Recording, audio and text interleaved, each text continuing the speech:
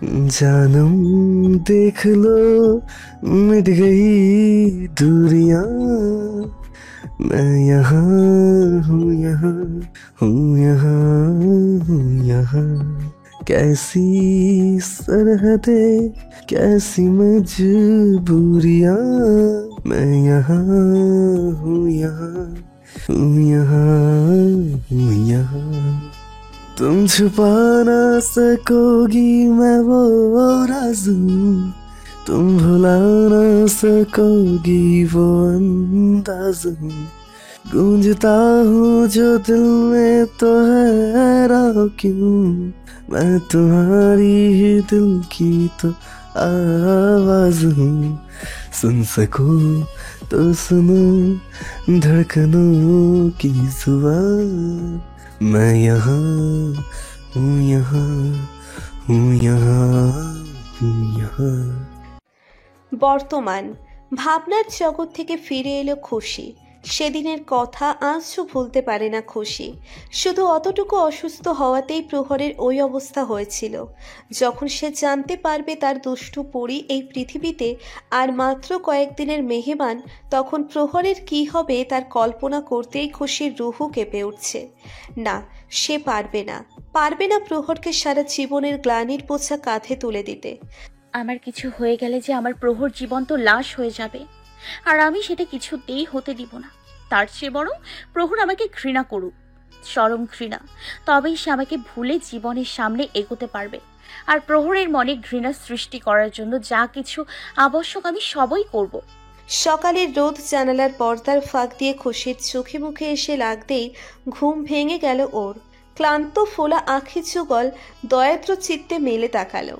নিজেকে ফ্লোরে আবিষ্কার করলো সে। রাতে হয়তো এখানেই ঘুমিয়ে পড়েছিল। আজকাল আর এসব সুবিধে অসুবিধের মাঝে তেমন পার্থক্যের আভাস পায় না খুশি। বেঁচে থাকাটাই যেখানে নিতান্তই অর্থহীন বস্তুল্য হয়ে গেছে, সেখানে এসব ভালো মন্দ আর অনুভব হয় না। খাটে ভর দিয়ে দুর্বল শরীরটাকে টেনে তুলল খুশি। মৃদু পায়ে এগিয়ে গিয়ে জানালার পর্দা সরিয়ে বাইরে তাকালো। জানালার বাইরে তাকালে যতদূর চোখের নজর যায় শুধুই সীমাহীন অথৈ সমুদ্র। নীল সাগরের রংটাও তার মতোই গভীর। না জানি এই বিশাল সমুদ্র হাজার বছরের কত রহস্য লুকিয়ে রেখেছে নিজের গভীরতায়। তবুও কেমন রাজকীয় ভঙ্গিতে নিজের সৌন্দর্যে সবাইকে ভুলিয়ে রেখেছে। আমি কেন পারি না ওর মতো? কেন প্রহরকে নিজের থেকে দূরে সরাতে পারি না? ওকে যত দূরে সরাতে যাচ্ছি ও ততই আমার কাছে চলে আসছে। এত কঠিন কাজ বুঝি দুনিয়াতে আর কিছুই নেই। আমার অসুস্থতার চেয়ে বেশি কষ্ট হয় প্রহরের জন্য। ও কি কখনো স্বাভাবিক হতে পারবে? প্রথমেই একবার ওর মায়ের কারণে অনেক আঘাত পেয়েছে প্রহর, আর আমি ওকে আবারও সেই আঘাতে আহত করছি। কিন্তু আমি কি করব? এছাড়া যে আমার কাছে আর উপায় নেই। এই কারণেই আমি ওর জীবন থেকে হারিয়ে গিয়েছিলাম। ভেবেছিলাম হয়তো সময়ের সাথে নিজেকে সামলে নিবেও, নিজের জীবনের সামনে অগ্রসর হবে। কিন্তু প্রহর তো এখনো নিজেকে সামলাতে সক্ষম হয়নি। ও তো এখনো সেই আগের জায়গাতেই আছে যেখানে আমি ওকে রেখে এসেছিলাম। চোখের সামনে জলজল করে ভেসে উঠছে সেই দুর্বিষহ দিনটার কথা, যে দিনটা ওর জীবনের সবচেয়ে মর্মান্তিক দিন, যেদিন ওর পৃথিবী থমকে গিয়েছিল। প্রহর খুশির প্রেম কাব্যের সমাপ্তি ঘটেছিল যেদিন। জীবনে এমন একটা দিন আসবে তা স্বপ্নেও ভাবিনি ওরা। অতীত, ওদের প্রেম কাব্যের ভেলা তখন 2 বসন্ত পার করেছে। খুশির ফাইনাল এক্সামও শেষ হয়ে গেছে। খুশি যেন এখন মুক্ত পাখির মতো উড়ে বেড়াতে চাইছে। ফাইনালি ও পড়াশোনা নামক পিঞ্জর থেকে মুক্ত পেয়েছে। এখন শুধু রেজাল্টের অপেক্ষা। প্রহর বলেছিল রেজাল্ট ভালো হলে তবেই সে বিয়ের প্রস্তাব নিয়ে আসবে। তাই তো বেচারি খুশি কোমর কষে পড়াশোনায় নেমেছিল। প্রহরকে বিয়ে করতে হলে যে ওকে এই অভিযানে সফল হতেই হবে। আর এক্সামও ইনশাল্লাহ ভালোই গেছে। এখন ব্যাস শুধু সানাই বাজানোর অপেক্ষা। কবে সে প্রহরের সত্যিকারের বধূ হবে সেই অপেক্ষা। তবে খুশি কি জানতো তার সেই অপেক্ষার অবসান কখনোই ঘটবে না। কালবৈশাখী ঝড় এসে ওর স্বপ্নের পৃথিবী তছনছ করে দিয়ে যাবে। প্রহরদের বাসায় সেদিন জ্ঞান হারানোর পর প্রায় 5 চারেক আর কিচ্ছু হয়নি। প্রহর অনেক চাপাচাপি করেছিল ডক্টরের কাছে প্রপার চেক আপ করানোর জন্য, কিন্তু খুশি কিছুতেই রাজি না। তার ভাষ্য মতে সে তো একদম বিন্দাস আছে, তাহলে শুধু শুধু কেন ডক্টরের কাছে সুই খেতে যাবে? না, সে মোটেও যাবে না। যেহেতু খুশি আর অসুস্থ হয়নি, তাই প্রহরও ওর জেদের সামনে হার মেনে নেয়। তবে 4 মাস পর খুশি নিজের বাসায় আবারও একদিন জ্ঞান হারিয়ে ফেলে। বাসার সবাই ভাবে হয়তো খাওয়া দাওয়ার অনিয়মের কারণে এমন হয়েছে, তাই তেমন একটা চিন্তা করে না ওরা। আর খুশিও প্রহরকে কিছু বলে না, না হলে ও আবার অযথা টেনশন করবে ভেবে। খুশির এক্সাম শেষে প্রহর একটা বিজনেসের কাজে কিছুদিনের জন্য দেশের বাইরে যায়। সেই দরুন খুশি আরও 2-3 বার ওভাবে জ্ঞান হারিয়ে ফেলে। খাওয়া দাওয়াও ঠিক মতো করতে পারে না, মাঝে মধ্যে বমি করে ফেলে। এবার খুশির মা বাবা প্রচুর ঘাবড়ে যায়। তারা আর দেরি না করে খুশিকে ভালো ডক্টরের কাছে নিয়ে যান। ডক্টর খুশির কিছু করতে দেন এবং টেস্টের রিপোর্টে ধরা পড়ে খুশির ব্রেন টিউমার হয়েছে। আর টিউমারটা ব্রেনের একেবারে সেন্সিটিভ জায়গায় হয়েছে, যার অপারেশনও অনেক রিস্কি। বাঁচার চান্স মাত্র 10%। খুশির সাজানো পৃথিবী ওখানেই থমকে যায়। ওর পরিবারও একেবারে ভেঙে পড়ে। আদরের মেয়ের এমন মরণঘাতী রোগের কথা শুনে তারা হতবুদ্ধি হয়ে যায়। তবে খুশির নিজের চাইতে বেশি প্রহরের চিন্তা হয়। প্রহর কিছুতেই এটা সহ্য করতে পারবে না। আমার কিছু হয়ে গেলে ও জীবন্ত লাশ হয়ে যাবে। না না না, ওকে আমার কথা জানতে দেওয়া যাবে না, কিছুতেই না। খুশি তখন মনে মনে একটা কঠোর সিদ্ধান্ত নেয়। খুশি ওর পরিবারকে প্রহরের কথা সব খুলে বলে এবং সাথে এও বলে যে সে প্রহরের জীবন থেকে অনেক দূরে যেতে চায়। সে আর এই শহরে থাকবে না, অনেক দূরে কোথাও চলে যাবে। ওর মা বাবা প্রথমে মানতে চান না, তবে খুশি জেদ ধরে নাওয়া খাওয়া বন্ধ করে বসে আছে। অসুস্থ খুশি আরও অসুস্থ হয়ে যাওয়ার ভয়ে অগত্যা সবাই ওর কথা মেনে নেয়। ওরা সবাই ওদের নানির বাড়ির গ্রামে চলে যাওয়ার সিদ্ধান্ত নেয়। তবে খুশি যাওয়ার আগে একবার শেষবারের মতো প্রহরের সাথে দেখা করে যেতে চায়। অতঃপর প্রহর বিজনেসের কাজ শেষ করে দেশে ফিরে আসে। রাত 2টোর দিকে নিজের বাসায় এসে পৌঁছয় প্রহর। সকাল হতেই খুশির SMS আসে। খুশি ওর সাথে ফার্ম হাউসে দেখা করার কথা বলেছে। প্রহরও ফটাফট রেডি হয়ে বেরিয়ে পড়ে। দুষ্টু পরীটাকে যে অনেক মিস করেছে সে। আজ সারা দিন শুধু পরীটাকে দেখবে সে। খুব শীঘ্রই খুশিকে নিজের ঘরে বউ করে আনবে। এখন সে ওকে ছাড়া একটা মুহূর্তও থাকা অসম্ভব হয়ে পড়ছে। এসব কথা ভাবতে ভাবতেই প্রহর হাসি মুখে গাড়ি চালিয়ে ফার্ম হাউসে পৌঁছয়। খুশি আজ ওকে পিক করতে নিষেধ করেছে। ও নাকি আগেই চলে এসেছে, তাই প্রহরও সোজা ফার্ম হাউসেই চলে আসে। গাড়ি থামিয়ে দ্রুত বাসায় ভেতরে চলে যায়। খুশিকে দেখার জন্য মন উতলা হয়ে উঠেছে। দরজা খুলে ভিতরে ঢুকতেই সেই প্রিয় মুখটার দর্শন হলো। প্রিয়তমার দর্শন মাত্র প্রশান্তির দমকা হওয়া বয়ে গেল প্রহরের শরীর মন জুড়ে। যেন কত জনমের পর এই মুখটার দর্শন পাচ্ছে ও। প্রহরকে দেখে খুশির বুকের ভিতর হু হু করে উঠল, কেঁপে উঠল অন্তর। আবেগের ঘন ঘটায় মিইয়ে গেল সে।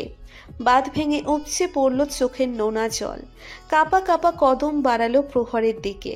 প্রহর হাসি মুখে 2 হাত প্রসারিত করে প্রিয়তমাকে নিজের বাহুবন্ধনে সাদর আহ্বান জানালো। খুশিও আহ্বানে সাড়া দিয়ে দৌড়ে গিয়ে ঝাঁপিয়ে পড়ল প্রহরের বুকে। 2 হাতে শক্ত করে প্রহরের গলা পেঁচিয়ে ধরে কাঁধে মুখ লুকিয়ে ফুপিয়ে কেঁদে উঠল। প্রহরও 2 হাতে খুশির কোমর জড়িয়ে ধরে খুশিকে উঁচু করে ধরে গোল গোল করে ঘোরাতে লাগলো। ঘোরাতে ঘোরাতে বলতে লাগলো, I miss you. I miss you. I miss you so much. খুশিকে নিচে দাঁড় করিয়ে চোখের পানি মুছে দিয়ে বলল, এই পাগলি, কাছো কেন? এরকম আমি এসে গেছি তো, আর দূরে যাব না। আমার দুষ্ট পরীকে ছেড়ে কোথাও যাবো না আমি। খুশি শুধু অশ্রু সজল চোখে তাকিয়ে রইল প্রহরের দিকে। এখনো কিভাবে বলবে যে এবার যে খুশি নিজেই দূরে চলে যাবে, তাও সারা জীবনের জন্য। এমনটা কেন হলো ওর সাথে?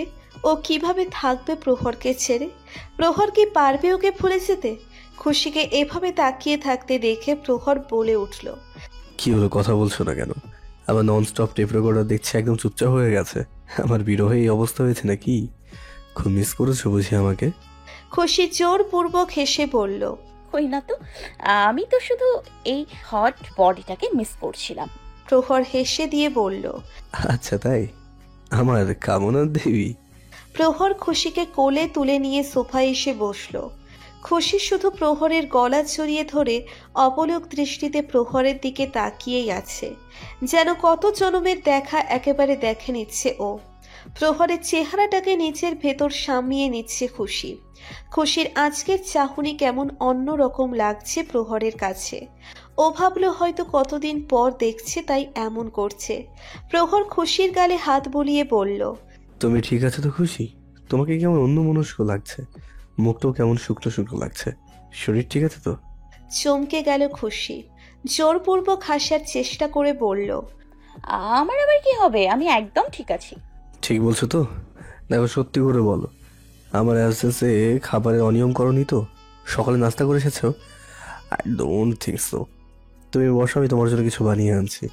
কথাটা বলে প্রহর উঠতে নিলেই খুশি আটকে দিয়ে বলল, না না, উঠবে না প্লিজ, এখানেই থাকো না আমার কাছে, দূরে যেও না প্লিজ। প্রহর একটু অবাক সুরে বলল, এই পাগলি, কি হয়েছে? এভাবে বলছো কেন? আমি তো শুধু কিচেনে যাচ্ছি, 5 মিনিটের ভেতরেই চলে আসবো। না না, দরকার নেই, কোথাও যাওয়া লাগবে না। আমি এখন কিছুই খাবো না, আমি শুধু তোমাকে দেখতে চাই, আর কিছুই না। তুমি শুধু আমার চোখের সামনে বসে থাকো প্লিজ। খুশির বিহেভিয়ার এবার প্রহরকে ভাবাতে বাধ্য করছে। অকারণেই বুকটা কেমন যেন দুরু দুরু করছে। প্রহর খুশির গালে হাত বুলিয়ে মায়া ভরা কণ্ঠে বলল, দুষ্টু পরি, কিছু হয়েছে? তুমি হঠাৎ এইভাবে কথা বলছো কেন? দেখো আমার কেমন যেন ভয় ভয় হচ্ছে। তুমি ঠিক আছে তো? খুশি জোরপূর্বক হেসে বলল, কি আবার হবে? এখন কি তোমাকে মন ভরে একটু দেখতেও পারবো না? ঠিক আছে যাও, যেখানে খুশি যাও, আমিও চলে যাচ্ছি।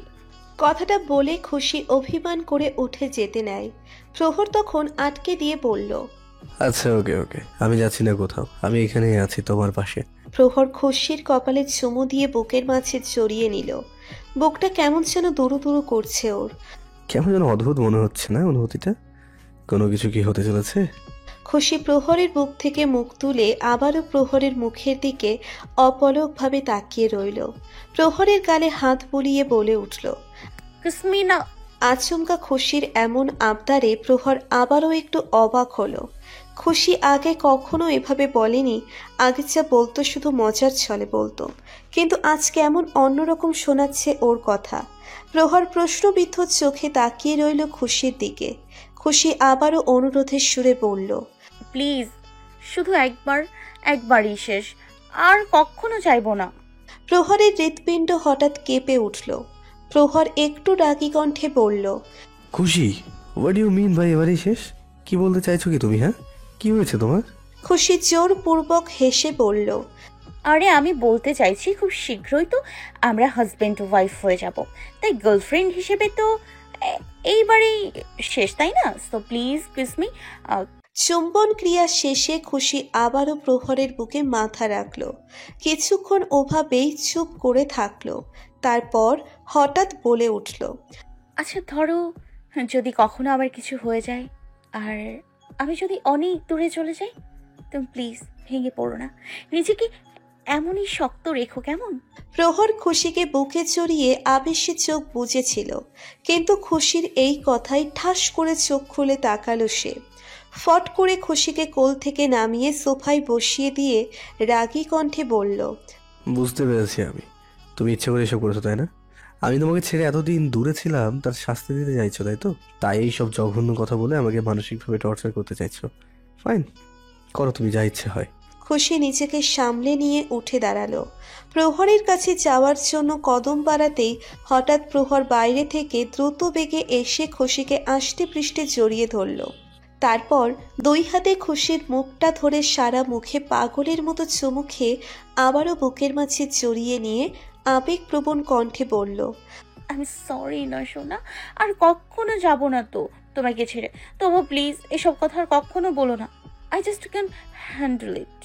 প্রহরের আড়ালে চোখের পানি মুছে নিজেও প্রহরের বুকে নিজেকে সামিয়ে নিল।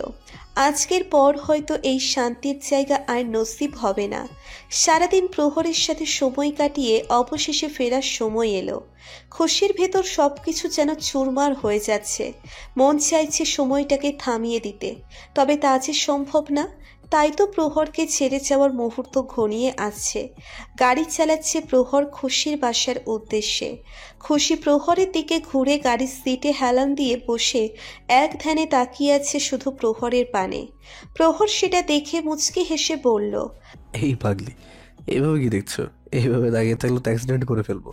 খুশি আনমনে বিড়বিড় করে বলল, ভালোই তো হবে, কিছুদিন পরে যেটা হওয়ার সেটা আগেই হয়ে যাবে। কিছু বললে তুমি? না, কিছু না। অতপর খুশির বাসার সামনে এসে গাড়ি থামালো প্রহর। খুশি এখনো ওভাবেই তাকিয়ে আছে প্রহরের দিকে। প্রহর বলে উঠল, আর কত দেখবেন ম্যাডাম? আপনার গন্তব্যে পৌঁছে গেছি তো, নামতে হবে না? খুশির হৃৎপিণ্ড কাঁপছে। মানে হচ্ছে আজকের রাস্তাটা অনেক ছোট হয়ে গেছে। এত তাড়াতাড়ি কেন পৌঁছে গেল? এখন যে ওকে সত্যিই যেতে হবে। কিভাবে যাবে ও? নিজের আত্মাকে ছেড়ে কিভাবে যাবে?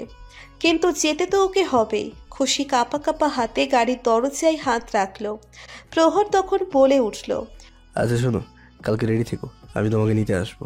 তোমার জন্য একটা সারপ্রাইজ আছে কালকে। খুশির গলায় সব দলা পাকিয়ে যাচ্ছে। খুশি ঢোক গিলে নিয়ে কোনো রকমে মাথা নাড়িয়ে ঠিক আছে বোঝালো। দরজা খুলে এক পা নিচে নামতেই আবারও ফিরে তাকালো প্রহরের দিকে। ঘুরে এসে আবারও প্রহরকে শক্ত করে জড়িয়ে ধরল। প্রহর প্রথমে হালকা অবাক হলেও পরে মুচকি হেসে সেও খুশিকে জড়িয়ে ধরে মাথায় হাত বুলিয়ে দিয়ে বলল, এই দুষ্টু বুড়ি, এমন করলে আমি কিভাবে যাবো? আমি কালই তো আবার আসছি, এখন লক্ষ্মী মেয়ের মতো বাসায় যাও। খুশি আস্তে আস্তে প্রহরকে ছেড়ে দিল। দরজা খুলে বেরিয়ে এলো খুশি। কাঁপা কাঁপা পায়ে কোনো রকমে গেটের ভেতরে গেল। প্রহর গাড়ি নিয়ে চলে যেতেই খুশি ওখানেই বসে পড়ে হাউমাউ করে কেঁদে উঠল। সেদিনই ওরা ওই শহর ছেড়ে চলে যায়। এভাবেই সেদিন ওদের প্রেম কাব্যের সমাপ্তি ঘটে। বর্তমান জারিফের তাকে ভাবনার জগৎ থেকে বেরিয়ে আসে খুশি। জারিফ বলে উঠল,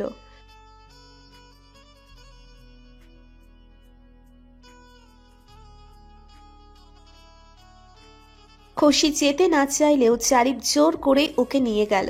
বাইরে এসে খুশি শুধু এদিক ওদিক তাকিয়ে প্রহরকে খুঁজছে। এখন পর্যন্ত একবারও সামনে পড়েনি প্রহর। কাল রাতে আমার কাজে নিশ্চয় প্রহর অনেক অপমানিত বোধ করেছে, তাই তো আজ আর আমার সামনে আসছে না। তাহলে কি প্রহর এবার সত্যি আমার পিছু ছেড়ে দেবে? এটাই তো আমি চাচ্ছিলাম। তাহলে এখন এত খারাপ লাগছে কেন? লাগলে লাগুক, তবু এটাই ঠিক, প্রহর আমার থেকে যত দূরে থাকবে ততই ভালো থাকবে। এভাবে সারাদিন চলে গেল। প্রহর খুশির সামনে আসেনি। খুশি এবার নিশ্চিত হলো যে প্রহর সত্যিই ওকে আর দেখতে চায় না। নিজের কষ্ট লাগলেও প্রহরের জন্য ভালো লাগছে ওর। হয়তো ও এখন ওর জীবনের সামনে এগুতে পারবে। রাতে ডিনার শেষে এসব ভাবতে ভাবতেই নিজের রুমের দিকে যাচ্ছিল খুশি। হঠাৎ পিছন থেকে কেউ এসে খুশির মুখে রুমাল চেপে ধরল। কিছুক্ষণের মধ্যেই খুশি জ্ঞান হারিয়ে ঢলে পড়ল। পিটপিট করে চোখ খুলে তাকানোর চেষ্টা করছে খুশি। মাথাটা প্রচন্ড ভার লাগছে ওর। এক হাতে মাথা চেপে ধরে চোখ খুলে তাকালো ও। চোখের সামনে সবকিছু অপরিচিত লাগছে ওর কাছে। বিস্মিত চোখে চারপাশে তাকিয়ে বোঝার চেষ্টা করছে ও কোথায় আছে। এখানে চারপাশে বাঁশের দেওয়াল, মাথার উপরে ছনের ছাউনি। এসব কি? আমি কোথায় আছি আর এখানে কিভাবে এলাম? খুশির হঠাৎ মনে পড়লো তখনকার কথা। আটকে উঠল খুশি। তার মানে কি কেউ ওকে কিডন্যাপ করে এনেছে? খুশির ভাবনার মাঝেই হঠাৎ প্রহর হাতে করে একটা ট্রে নিয়ে রুমে ঢুকে বাঁকা হেসে বলল, আরে বাহ, মহারানী ঘুম ভেঙেছে তাহলে? বাপরে, তুমি তো আমাকে ভয় পাইয়ে দিয়েছিলে। ওই সামান্য ক্লোরোফর্মে কি এতক্ষণ বেহুশ থাকে নাকি? সারাটা রাত ঘুমিয়ে থাকলে। খুশি যেন বিস্ময়ে হতভম্ব হয়ে গেল। বিস্মিত চোখে তাকিয়ে বলল, তার মানে কি তুমি আমাকে বেহুশ করে এখানে এনেছো? প্রহর ভাবলেশীন ভাবে বলল, ও মা, তো আর কারো সাহস আছে নাকি আমার দুষ্টু বুড়িকে কিডন্যাপ করার? এত বড় বাপের বেটা এখনো পয়দা হয়নি, বুঝেছো? আর বেহুশ করার কি আছে? তোমার কোনো হুঁশ থাকলে না বেহুশ করবো? আরে হুঁশ থাকলে কি আর এসব আবালের মতো কাজকাম করতে? আর না আজ আমাকে এসব করতে হতো বলো তো? খুশি কোনো রকম নিজের বিস্ময় কাটিয়ে উঠে বলল, এসব কি করছো তুমি? তোমার কি মাথা খারাপ হয়ে গেছে? প্রহর ট্রেটার সামনে টেবিলে রেখে ছুরি দিয়ে ফল কাটতে কাটতে বলল, সে তো কবে, তুমি এতদিনে বুঝলে? আরে আমার মাথা তো সেদিনই রিটায়ার্ড হয়ে গেছে, যেদিন থেকে তুমি আমার লাইফে এসেছো। আরে কোন ব্রেইনওয়ালা সুস্থ সবল ব্যক্তি কি তোমার প্রেমে পড়বে নাকি? তাই খুশি এবার তেতে উঠে বলল, এক মিনিট, কি বলতে চাইছো তুমি? তুমি কি বলতে চাইছো কোনো সুস্থ সবল ব্যক্তি আমাকে ভালোবাসবে না? তার মানে কি আমি পাগল? দেখো, তুমি নিজেই নিজেকে পাগল বলছো, এখন আবার আমার দোষ দিও না কিন্তু। এই এই, একদম কথার জালে ফাঁসানোর চেষ্টা করবে না। আমি মোটেও পাগল না, বুঝেছো? এটা কি তুমি আমাকে বোঝাতে চাইছো না নিজেকে? অ্যান্ড এনিওয়ে, সব পাগলরাই বলে আমি পাগল না। খুশি এবার আরো ক্ষেপে গিয়ে বলল, আমি মোটেও পাগল না। পাগল তুমি, বুঝেছো? তুমি তুমি তুমি। প্রহর খুশির দিকে এগিয়ে আসতে আসতে বাঁকা হেসে বলল, হ্যাঁ, পাগল তো আমি নিশ্চয়ই, তোমার প্রেমে পাগল। আর শুধু পাগল না, দেওয়ানা, উন্মাদ পাগল। কথা বলতে বলতে প্রহর খুশির একেবারে কাছে চলে এলো। প্রহরের কথাবার্তা আজ কেমন যেন অন্য রকম লাগছে, কিছুটা সেই পূর্বের খুশির মতো। খুশির বিস্ময় যেন কাটছেই না। প্রহর খুশির কপালে পড়ে থাকা চুলটা আঙ্গুলের সাহায্যে কানের পিছে গুজে নিয়ে ভাবপ্রবণ দৃষ্টিতে তাকিয়ে বলল, আর এই পাগলের ট্রিটমেন্ট একমাত্র তোমার কাছেই আছে। পাগলের ট্রিটমেন্ট করো, না হলে এই পাগলের সাথে নিজেও পাগল হয়ে যাও। দুজনে মিলে একটা পাগলের সংসার গড়ে তুলবো, কেমন? প্রহরের এমন খাপছাড়া কথাবার্তায় খুশি হতবিহ্বল হয়ে যাচ্ছে। খুশির খেয়াল হলো এসব চক্করে ও আসল বিষয়টাই ভুলে গেছে। প্রহর ওকে কথার জালে ফাঁসিয়ে আসল ব্যাপার থেকে পথভ্রষ্ট করছে। খুশির সেটা বোধগম্য হতেই খুশি প্রহরের কাছ থেকে একটু সরে গিয়ে শক্ত গলায় বলল, দেখো, কথা ঘোরানোর চেষ্টা করবে না। আমাকে এখানে কেন এনেছো? কি করতে চাইছো তুমি? দেখো, এসব বন্ধ করো। এসব করে কোনো লাভ হবে না। প্রহর খুশির হাত টান দিয়ে নিজের সাথে মিশিয়ে নিয়ে মোহময় চোখে তাকিয়ে বলল, লাভ হবে কি হবে না এটা না হয় আমার উপরেই ছেড়ে দাও। দেখো, তুমি কিন্তু ভুল করছো। এসব কিন্তু অন্যায়। আমি তো তোমাকে আগেই বলেছি, তোমাকে ফিরে পেতে যদি আমাকে দুর্ধর্ষ অপরাধীও হতে হয় তা আমি হব। আমার মঞ্জিল শুধু তুই। আমি কোনো মহান প্রেমের ইতিহাস করতে চাই না, আমি শুধু তোর সাথে জীবনের প্রতিটা মুহূর্ত বাঁচতে চাই। স্বার্থপর আমি, অনেক স্বার্থপর। তোমার সাথে থেকে আমিও একটু ফিল্মি হয়ে গেছি, তাই একটা ফিল্মি ডায়লগ বলছি, শোনো। ও अंजलि, मैं तुम्हें भूल जाऊं ये हो नहीं सकता, और तुम मुझे भूल जाओ ये मैं हो नहीं दूंगा। প্রহরের হৃদয় নিংড়ানো আবেগী কথায় খুশি সম্মোহিত হয়ে গেল। মন্ত্রমুগ্ধের ন্যায় তাকিয়ে রইল প্রহরের চক্ষু পানে। প্রহর দুষ্টু হেসে বলল, কি দেখছো, আজকে একটু বেশি অ্যাট্রাকটিভ লাগছে আমাকে? খুশির কানের কাছে ঝুঁকে বলল, Do you want to hit me? If you want, I can serve you. খুশির চোখ চরক গাছ হয়ে গেল। এ কোন প্রহরকে দেখছে ও? এটা প্রহর হতেই পারে না। প্রহরকে ভূতে টুতে ধরলো না তো? নিজের বিস্ময় সামলে নিয়ে খুশি প্রহরের বুকে ধাক্কা দিয়ে প্রহরকে সরিয়ে দিয়ে দৃঢ় কণ্ঠে বলল, কি সব ফালতু কথা বলছো? আর তুমি চাইলেই কি সব হবে নাকি? আমি এক্ষুনি চলে যাব এখান থেকে। দেখি কিভাবে আটকাও আমাকে। কথাটা বলে খুশি ধূপধাপ পা ফেলে রুমের বাইরে চলে গেল। প্রহর পেছন থেকে বাঁকা হেসে বলল, যাও, চেষ্টা করে দেখো পারো নাকি। খুশি বাইরে এসে চারপাশে তাকাতেই হতবাক হয়ে গেল, কারণ এমনিতেই এই কটেজের চারিদিকে বাঁশের বেড়া দ্বারা আটকানো, আর বেড়ার বাইরের সামনে যতদূর চোখ যাচ্ছে শুধু সমুদ্র ছাড়া আর কিছুই চোখে পড়ছে না। আশেপাশে কোনো মানুষের চিহ্ন পর্যন্ত নেই। খুশি হতভম্ব হয়ে গেল, এটাও কোথায় চলে এসেছে, এখন এখান থেকে কিভাবে যাবে? পেছন থেকে প্রহর প্যান্টের পকেটে হাত ঢুকিয়ে শীষ বাজাতে বাজাতে এসে বলল, এটা প্রহরের মায়াজাল, বেবি। এখান থেকে বের হওয়া এত সহজ না।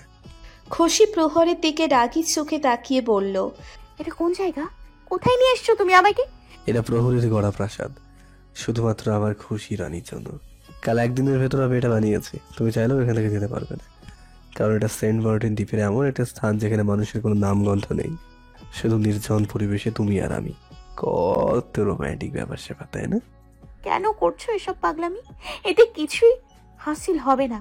কেন নিজের জীবনটা আমার পেছনে বরবাদ করছো? প্লিজ আমাকে রিসর্টে ফিরিয়ে দিয়ে আসো। বরবাদ তো অনেক আগেই হয়ে গেছে তোমাতে, তাই যে করেই হোক তোমাকে তোমার চাই। আর এখান থেকে তুমি ততক্ষণ ছাড়া পাবে না যতক্ষণ না তুমি মেনে নিচ্ছ যে তুমি এখনো আমাকেই ভালোবাসো। এটা কখনোই হবে না। তুমি যত যাই করো তাতে লাভ হবে না, শুধু হিতের বিপরীতেই হবে। তুমি কি ভেবেছো আমাকে এখানে আটকে রাখলে সব ঠিক হয়ে যাবে? এটা তোমার ভুল ধারণা। আর আমি তোমাকে সেটা প্রমাণ করেই ছাড়বো। Let's see then who will be winner. তোমার মিথ্যে অভিনয় যেতে নাকি আমার সত্যি ভালোবাসা? এখন থেকে রাত দিন 24 ঘন্টায় তোমার চোখের সামনে শুধু আমাকেই দেখতে পাবে। দেখি কতক্ষণ নিজেকে আড়াল করে রাখতে পারো। It will be fun. প্রহর খুশির কাঁধের ওপর ঝুঁকে দুষ্টু সুরে বলল, বাই দ্য ওয়ে, তোমাকে পিঙ্ক ড্রেসে কিন্তু মারাত্মক কিউট লাগছে। দিল বদতমিজ হয়ে যাচ্ছে কিন্তু। খুশি চোখ বড় বড় করে প্রহরের দিকে তাকাতেই প্রহর চোখ টিপ মেরে দিল। খুশি বেচারির মুখ গোল আলোর মতো হা হয়ে গেল। হাতের ধাক্কায় প্রহরকে সরিয়ে দিয়ে চলে যেতে লাগলেই প্রহর পেছন থেকে খুশির হাত ধরে ফেলল। খুশি প্রহরের দিকে ফিরে তাকালে প্রহর মুচকি হেসে কান ধরল। जानम देख लो मिट गई दूरियां, मैं यहाँ हूँ यहाँ हूँ यहाँ हूँ यहाँ, कैसी सरहदें कैसी मजबूरियां, मैं यहाँ हूँ यहाँ हूँ यहाँ हूँ यहाँ, तुम छुपा ना सकोगी मैं वो राज़ू, तुम भुला ना सकोगी वो अंदाज़, गूंजता हूँ जो दिल में तो हैरान क्यों, मैं तुम्हारी ही दिल की तो आवाज़ हूँ, सुन सकूँ तो सुनो धड़कनों की जुबान, मैं यहाँ हूँ यहाँ हूँ यहाँ हूँ यहाँ। তিশাকে নিয়ে বিচে এসেছে ফাহিম, বেড়ানোর উদ্দেশ্যে না, তিশাকে দিয়ে খাটানোর উদ্দেশ্যে। বেচারিকে পার্সোনাল সেক্রেটারি কম আয়া বানিয়ে দিয়েছে ফাহিম। তিশা এক হাতে পাইপ লাগানো ডাব আর আরেক হাতে টাওয়াল ঝুলিয়ে দাঁড়িয়ে আছে। রাগে দুঃখে শরীর রেডি করলেও কিছু করতে পারছে না সে। এই বদমাইশটা যে চরম ভাষা ফাঁসিয়ে দিয়েছে ওকে। তবে আমার নামও তিশা, একে তো আমি মজা দেখিয়েই ছাড়বো। আজকে তো একে পাবলিকের রাম ধুলাই খাইয়ে ছাড়বো। বেটা বুঝবে কার সাথে লাগতে এসেছিল। মনে মনে প্ল্যান করে শয়তানি হাসি দিল তিশা। কিছুক্ষণ পর ফাহিম সমুদ্রের পানি থেকে উঠে এলো। তিশার কাছে এসে এক হাত থেকে তোয়ালেটা নিয়ে মাথা মুছতে মুছতে আর এক হাত থেকে ডাবটা নিয়ে পাইপের সাহায্যে ডাবের পানি সেবন করতে লাগলো। তিশা দাঁতে দাঁত চেপে বলল, দেখুন এখন কিন্তু বেশি বেশি হয়ে যাচ্ছে। আপনি যা বলেছেন আমি করেছি, এখন প্লিজ এসব বন্ধ করুন। আরে আপনার পিছে পিছে আয়া হয়ে ঘুরতে ঘুরতে আমি আমার ফ্রেন্ডদের সাথে কোনো আড্ডাই দিতে পারছি না, তাই আমি আর এসব করতে পারবো না, আমি চললাম। কথাটা বলেই তিশা উল্টো ঘুরে চলে যেতে নিলেই ফাহিম তিশার হাত ধরে ফেলল। বাঁকা হাসল তিশা, এটাই তো ও চাইছিল, এখন হবে মজা। ফাহিম মুখ খুলে কিছু বলতে যাবে তার আগেই তিশা হঠাৎ উচ্চস্বরে নাটকীয় ভঙ্গিতে বলতে লাগলো, বাঁচাও বাঁচাও, কেউ আছো? প্লিজ আমাকে বাঁচাও, এই শয়তানটা আমাকে ধরে নিয়ে যেতে চাচ্ছে। তিশার এই ক্রিয়াকার্যে ফাহিম টাস্কি খেয়ে গেল। মেয়েটার মাথার তার ছিঁড়ে গেল নাকি সেই চিন্তা করছে। তিশার ড্রামায় কয়েকজন ছেলে ওদের কাছে এগিয়ে এলো। ওদের দিকে তাকিয়ে বলল, কি হয়েছে এখানে? তিশা মেলোড্রামা করে বলল, দেখুন না ভাইয়া, এই বদমাইশটা আমার সাথে ইফটিজেন করছে, আমাকে জোর করে নিয়ে যেতে চাচ্ছে, প্লিজ বাঁচান না আমাকে। তিশা ড্রামায় ভ্রু কুঁচকে এলো ফাহিমের। বুঝতে পারছে কি করতে চাইছে ও। ছেলেগুলো ফাহিমের দিকে এগিয়ে এসে প্রখর চোখে তাকিয়ে বলল, ওই তোর সাহস তো কম না রে, আমাদের সামনে মেয়েবাজি করছিস? হাত পা নিয়ে বাড়ি ফিরতে চাস না নাকি? ভালো চাস তো এক্ষুনি ওর হাত ছাড়, না হলে কিন্তু তোর মায়ের বুক খালি হয়ে যাবে। ফাহিম ভালো করেই বুঝতে পারছে এই ছেলেগুলো কোন ধরনের, তাই হঠাৎ মুখভঙ্গি বদলে নিয়ে ভীতু স্বরে বলল, আরে আরে ভাই, আমার এত সাহস কই আপনাদের সাথে লাগার? আমি তো ছোট্ট নান্না মুন্না বাচ্চা মানুষ, ভুল হয়ে গেছে ভাই, আর কখনো হবে না। ছেলেগুলো বিজয়ের গর্বিত হাসি দিয়ে বলল, ঠিক আছে ঠিক আছে, আজ প্রথমবার বলে মাফ করে দিলাম, আর যেন এসব না দেখি, যা এখন এখান থেকে। জি ভাই। ফাহিম মাথা ঝুঁকিয়ে ওখান থেকে সরে গেল। তিশা মনে মনে বিশ্ব জয়ের হাসি দিল। যাক, শেষমেশ এই আপদটা থেকে মুক্তি পেল। এসেছিল তিশার সাথে লাগতে, দিলাম ঘোল খাইয়ে। তিশা ছেলেগুলোর দিকে তাকিয়ে কৃতজ্ঞতা প্রকাশ করে বলল, আপনাদের অনেক ধন্যবাদ আমাকে সাহায্য করার জন্য, এখন আসি আমি। কথাটা বলে তিশা চলে যেতে নিলেই ছেলেগুলো ওকে ঘিরে ধরলো। তারপর শয়তানি হেসে বলে উঠল, এত জলদি কিসের সুন্দরী? ধন্যবাদ জ্ঞাপনটা আর একটু ভালো করে দিলে হয়তো জমতো। এমন শুকনো শুকনো ধন্যবাদ হবে? তিশার ভয়ে গলা শুকিয়ে এলো। ও তো আসমান থেকে পড়ে খেচুড়ে আটকে গেল। এক ঝামেলা থেকে বের হতে গিয়ে আরো বড় বিপদে পা ফেললো। এরা তো হিরো না ভিলেন, একজনের হাত থেকে বাঁচিয়ে নিজেরাই ভোগ করতে চায়। এর চেয়ে তো ফাহিমের সাথেই ভালো ছিল। কমসে কম ছেলেটা ওর দিকে কোন নজর তো দিত না। এখন কি করবে ও? বেশি পণ্ডিতি দেখাতে গিয়ে ফেঁসে গেলি। তিশা আশেপাশে তাকিয়ে ফাহিমকে খোঁজার চেষ্টা করছে। এখন একমাত্র ওই ভরসা, কিন্তু কোথাও দেখতে পাচ্ছে না ফাহিমকে। তিশার এবার ভয়ে আত্মা কাঁপছে। কি করবে এখনো? কিভাবে বাঁচবে ওদের হাত থেকে? তিশা ভয়ে চোখ বন্ধ করে আল্লাহকে ডাকতে লাগলো। হঠাৎ ফাহিমের কণ্ঠ শুনে ফট করে চোখ খুলে তাকালো তিশা। ফাহিম ওখানে এসে ছেলেগুলোর উদ্দেশ্যে বলল, সরি ভাই, আপনাদের আবার ডিস্টার্ব করছি। আসলে আমার আংটিটা বোধহয় এখানেই কোথাও পড়েছে, তাই খুঁজতে এসেছি। ছেলেগুলো মাথা ঝাঁকিয়ে সাই দিল। ফাহিম আংটি খোঁজার বাহানায় তিশার কানের কাছে এসে ফিসফিস করে বলল, কি মজা হচ্ছে তো এখন? আমি আগেই বুঝতে পেরেছিলাম এরা কেমন লোক, তাই চুপচাপ চলে গিয়েছিলাম। এখন বুঝতে পারবেন বেশি চালাকি দেখাতে গেলে কি হয়। আমার সাথে ডাবল গেম খেলতে চাইছিলেন না, এখন দেখেন কেমন লাগে। তিশা কাঁদো কাঁদো সুরে বলল, প্লিজ মাফ করে দিন আমাকে। অনেক বড় ভুল হয়ে গেছে আমার। আপনি যা বলবেন তাই করব, তবুও প্লিজ বাঁচান আমাকে। এখন আর বলে কি লাভ? দেখেছো এরা কতজন, আর আমরা মাত্র দুজন। এদের সাথে কিভাবে পারবো? আমি কি বাহুবলী নাকি? তাই এখন আর কোনো উপায় নেই। প্লিজ এমন করে বলবেন না, আমি পায়ে পড়ছি। প্লিজ বাঁচান আমাকে। দেখো, এখন শুধু একটাই উপায় আছে। কি? ফাহিম তিশার হাত ধরে উচ্চস্বরে বলে উঠল। ভাগো! বলতে না বলতেই দুজন ভো দৌড় দিল। ছেলেগুলো প্রথমে হকচকিয়ে উঠে পড়ে তারাও দৌড়লো ওদের পিছে। ওরা দুজন দৌড়তে দৌড়তে পর্যটকদের ভিড়ের মধ্যে ঢুকে পড়ল। এত মানুষের ভিড়ে ছেলেগুলো আর খুঁজে না পেয়ে ওরা ফিরে গেল। ফাহিম তিশা দৌড়ে অনেক দূর চলে গেল। যখন দেখলো ছেলেগুলো আর পিছে নেই, তখন ওরা থামলো। হাঁটুতে দুই হাত ভর দিয়ে হাঁপাতে লাগলো ওরা। কিছুক্ষণ পর ওরা দুজন দুজনের দিকে তাকিয়ে হঠাৎ অট্ট হাসিতে ফেটে পড়ল। হাসতে হাসতে এক সময় বালির ওপর শুয়ে পড়ল ওরা। হাঁটুর মাঝে থুতনি ঠেকিয়ে বসে আছে খুশি। চিন্তার বেড়াজাল তার মস্তিষ্ক জুড়ে দৌড়ে বেড়াচ্ছে। কি করবে কিছুই ভেবে পাচ্ছে না।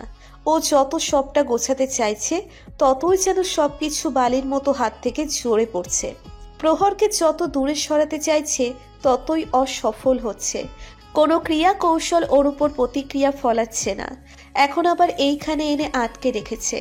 তাও ভালো সুযোগ বুঝে বিবিকে একটা মেসেজ পাঠিয়ে দিয়েছি যে আমি ঠিক আছি, আমার জন্য যেন চিন্তা না করে।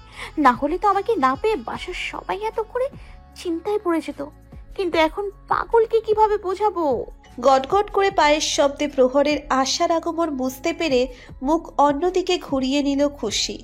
যতটা সম্ভব শুধু ক্রোধের বহিঃপ্রকাশ দেখাতে চাই প্রহরকে। প্রহর ট্রে হাতে রুমে ঢুকে প্রফুল্ল চিত্তে বলল, টাডা বান্দা, আপনার সেবাই হাজির রানী সাহেবা। দেখো তোমার হ্যান্ডসাম শেফ তোমার কি বানিয়েছে। গরমা গরম crispy and spicy prawn fry, একেবারে সমুদ্র থেকে টাটকা ধরে এনে তোমার জন্য বানিয়েছে। তোমার তো প্রন অনেক পছন্দ, তাই না? প্রন ফ্রাইয়ের কথা শুনে মুখে আধমোদ চলে আসলেও নিজেকে কন্ট্রোল করার যথাযথ প্রয়াসে নিয়োজিত আছে খুশি। উল্টো মুখী অবস্থায় বলল, খাবো না আমি। প্রহর খাবারের ট্রেটা বেডে রেখে বলল, আই শিওর? দেখো আমার কিন্তু অনেক ক্ষুধা লেগেছে, জানি তোমারও লেগেছে, তাই ফটাফট খেয়ে নাও, নাহলে কিন্তু আমি সব সাবার করে ফেলবো। বেডের ওপর ট্রে রাখায় প্রন ফ্রাইয়ের তীব্র সুস্বাদু ঘ্রাণ নাক দিয়ে ঢুকে সোজা পেটে গিয়ে আঘাত করছে। খুশির দীর্ঘ সংকল্পের সাথে রীতিমতো ওয়ার্ল্ড ওয়ার শুরু করে দিয়েছে। অবাধ্য চোরা চোখ বারবার ওদিকেই যাচ্ছে। সকাল থেকেই না খেয়ে থাকায় ক্ষুধাও লেগেছে অনেক। তার উপর এমন সুস্বাদু খাবার সামনে এনে খুশিকে সাংঘাতিকভাবে টর্চার করছে প্রহর। খুশির মনোভাব বুঝতে পেরে প্রহর আবার বলে উঠল, দেখো আমি 3 গুনবো, এর ভেতর তুমি যদি না খাও তাহলে কিন্তু আমি খেয়ে নেবো, অ্যান্ড আই মিন ইট। প্রহর গোনা শুরু করলো। 1, 2, 2.5, 3, And now finally 3. 3 পুরো করার আগেই খুশি ওর সংকল্প কিছুক্ষণের জন্য স্থগিত রেখে ঝট করে একটা চিংড়ি তুলে নিয়ে কামড় বসিয়ে দিল। প্রহর মুখ লুকিয়ে হাসল। খুশির নজর এড়ালো না। খুশি আত্মগর্বের সুরে বলল, দেখো, হাসবে না একদম। আমি খাচ্ছি কারণ আমি সুস্থ থাকতে চাই, যাতে তোমাকে আমি ভুল প্রমাণ করতে পারি। তা না হলে আমি মোটেও খেতাম না। প্রহর হাসি চেপে ধরে বলল, Yeah, of course. I can totally understand. খাওয়া শেষে প্রহর প্লেট বাসন আবার রেখে আসলো। বেডের ওপর এসে কোনো পূর্ববার্তা ছাড়াই অনায়াসে খুশির কোলের ওপর মাথা রেখে শুয়ে পড়ল। আচমকা কাণ্ডে খুশি একটু থতমত খেয়ে গেল। অপ্রস্তুত গলায় বলল, এই এই, কি করছো তুমি? ওঠো ওঠো বলছি। খুশির কথা কর্ণপাত না করে খুশির হাতটা নিচের মাথায় রেখে বলল, মাথায় একটু হাত বুলিয়ে দাও না, মাথাটা অনেক ব্যথা করছে। তোমার হাতের পরশ মাখিয়ে দাও না একটু প্লিজ। এমন আবদার কিভাবে ফেলবে খুশি? মজ্জে বড্ড বেশি বেহায়া, পারল না মানা করতে। হাত উঠিয়ে চালান করে দিল প্রহরের মসৃণ কেশবনে। আবেশে আখি যুগল বুঝে নিল প্রহর। চেহারায় প্রসন্নতার ছায়া এনে বলল, যেন মনে হচ্ছে এখানে সারাটা জীবন থেকে যায়। তুমি আর আমি মিলে এই নির্জন প্রাকৃতিক পরিবেশে আমাদের আলাদা এক পৃথিবী গড়ে তুলবো, যেখানে শুধু তুমি আর আমি ছাড়া অন্য কেউই থাকবে না। কত সুন্দর হবে সবকিছু, তাই না? বলো, তোমার কি মনে হয়? ইঁদুর! প্রহর ভ্রু কুচকে বলল, ইঁদুর? ইঁদুর কোথা থেকে আসলো? আরে আসলো না, এসে গেছে। মেঝেতে ইঁদুর। প্রহর ফট করে চোখ খুলে হড়বড়িয়ে বেডের মাথার উপর উঠে বসে বলল, ইঁদুর? কোথায় ইঁদুর? কিভাবে এলো ইঁদুর? প্রহরের প্রতিক্রিয়া দেখে খুশি ভ্যাবাচ্যাকা খেয়ে গেল। সন্দেহের দৃষ্টিতে তাকিয়ে বিস্মিত কণ্ঠে বলল, প্রহর, তুমি ইঁদুরকে ভয় পাও? প্রহর গলা খাকারি দিয়ে আমতা আমতা করে বলল, হোয়াট রাবিশ! আমি আর ভয়? No chance. আমি তো বরং তোমার জন্য চিন্তিত হচ্ছিলাম। তুমি ভয় পাওনি তো? দেখো, তুমি ভয় পেও না, আমি আছি তো। আমার কাছে চলে এসো, আমি থাকতে তোমার কোনো ভয় নেই। প্রহরের এই অপক্ক দলিল খুশির সন্দেহকে আরো মজবুত করে দিল। খুশি আচমকা ঘর কাঁপিয়ে হেসে উঠল। হাসতে হাসতে বেচারির কোমর বাঁকা হয়ে গেল। হাসির মাঝে বলতে লাগলো, লাইক সিরিয়াসলি প্রহর, তুমি ইঁদুরকে ভয় পাও? আই মিন দ্য গ্রেট প্রহর মেহরাব, যে কিনা এক হাতে 10 জনকে কুপকাত করতে পারে, সে কিনা সামান্য ইঁদুর ভয় পায়? ও মাই গড, এটা তো ব্রেকিং নিউজ হয়ে যাওয়ার কথা। বলতে বলতে খুশি হেসে হেসে গড়াগড়ি খাচ্ছে। তবে প্রহরের রাগ হচ্ছে না। কেন হবে? আজ কতদিন পরে ওর দুষ্ট পরীর মন খোলা হাসি দেখছে, যে হাসিটাই একসময় প্রহরের ভালো থাকার টনিক ছিল। আজ এতদিন পরে আবারও সেই টনিকের ডোজ পেল প্রহর। শরীর মন প্রশান্তিতে ছেয়ে গেল। ওর খুশিকে এইভাবে হাসি খুশি দেখতে চাই ও, আর তার জন্য সব করতে রাজি ও। এখানে আশাটা নিশ্চয়ই ওর জন্য পজিটিভ কিছু এনে দিবে। দুপুরের কড়া রোদের তীব্রতা খানিকটা কমে এসেছে। বিকালে শীতলতা নেমে আসছে। জানলার সাথে মাথা ঠেকিয়ে উদাসীন হয়ে বসে আছে খুশি। মলিন চোখের দৃষ্টি সামনের সীমাহীন সমুদ্রের মাঝে। এক সময় প্রহরের সাথে এমনই একটা জায়গায় আসার স্বপ্ন দেখত সে। দুজনে মিলে প্রকৃতির নিবিড়তায় নিজেদের হারাবে। প্রেমের মোহময় আলোড়নে জড়াবে দুজন। ভালোবাসাময় এক ছোট্ট পৃথিবী গড়ে তুলবে। তবে ভাগ্যের কি নির্মম পরিহাস! আজ সেই স্বপ্ন পূরণ হয়েও অসম্পূর্ণ, বেদনাময়। আমাদের সাথে এমনটা না হলে খুব কি ক্ষতি হতো? জীবনের আরো কিছুটা দিন প্রহরের বক্ষে কাটাতে পারলে কি খুব বেশি ক্ষতি হতো? কি এমন হতো? আমাদের প্রেম কাব্যের পরিণতি এত নির্মম হবে জানলে আমি কখনোই প্রহরকে ভালোবাসার কথা বলতাম না, কখনো ওর মনে নিজের জায়গা করার চেষ্টা করতাম না। কিন্তু এখন কি করব?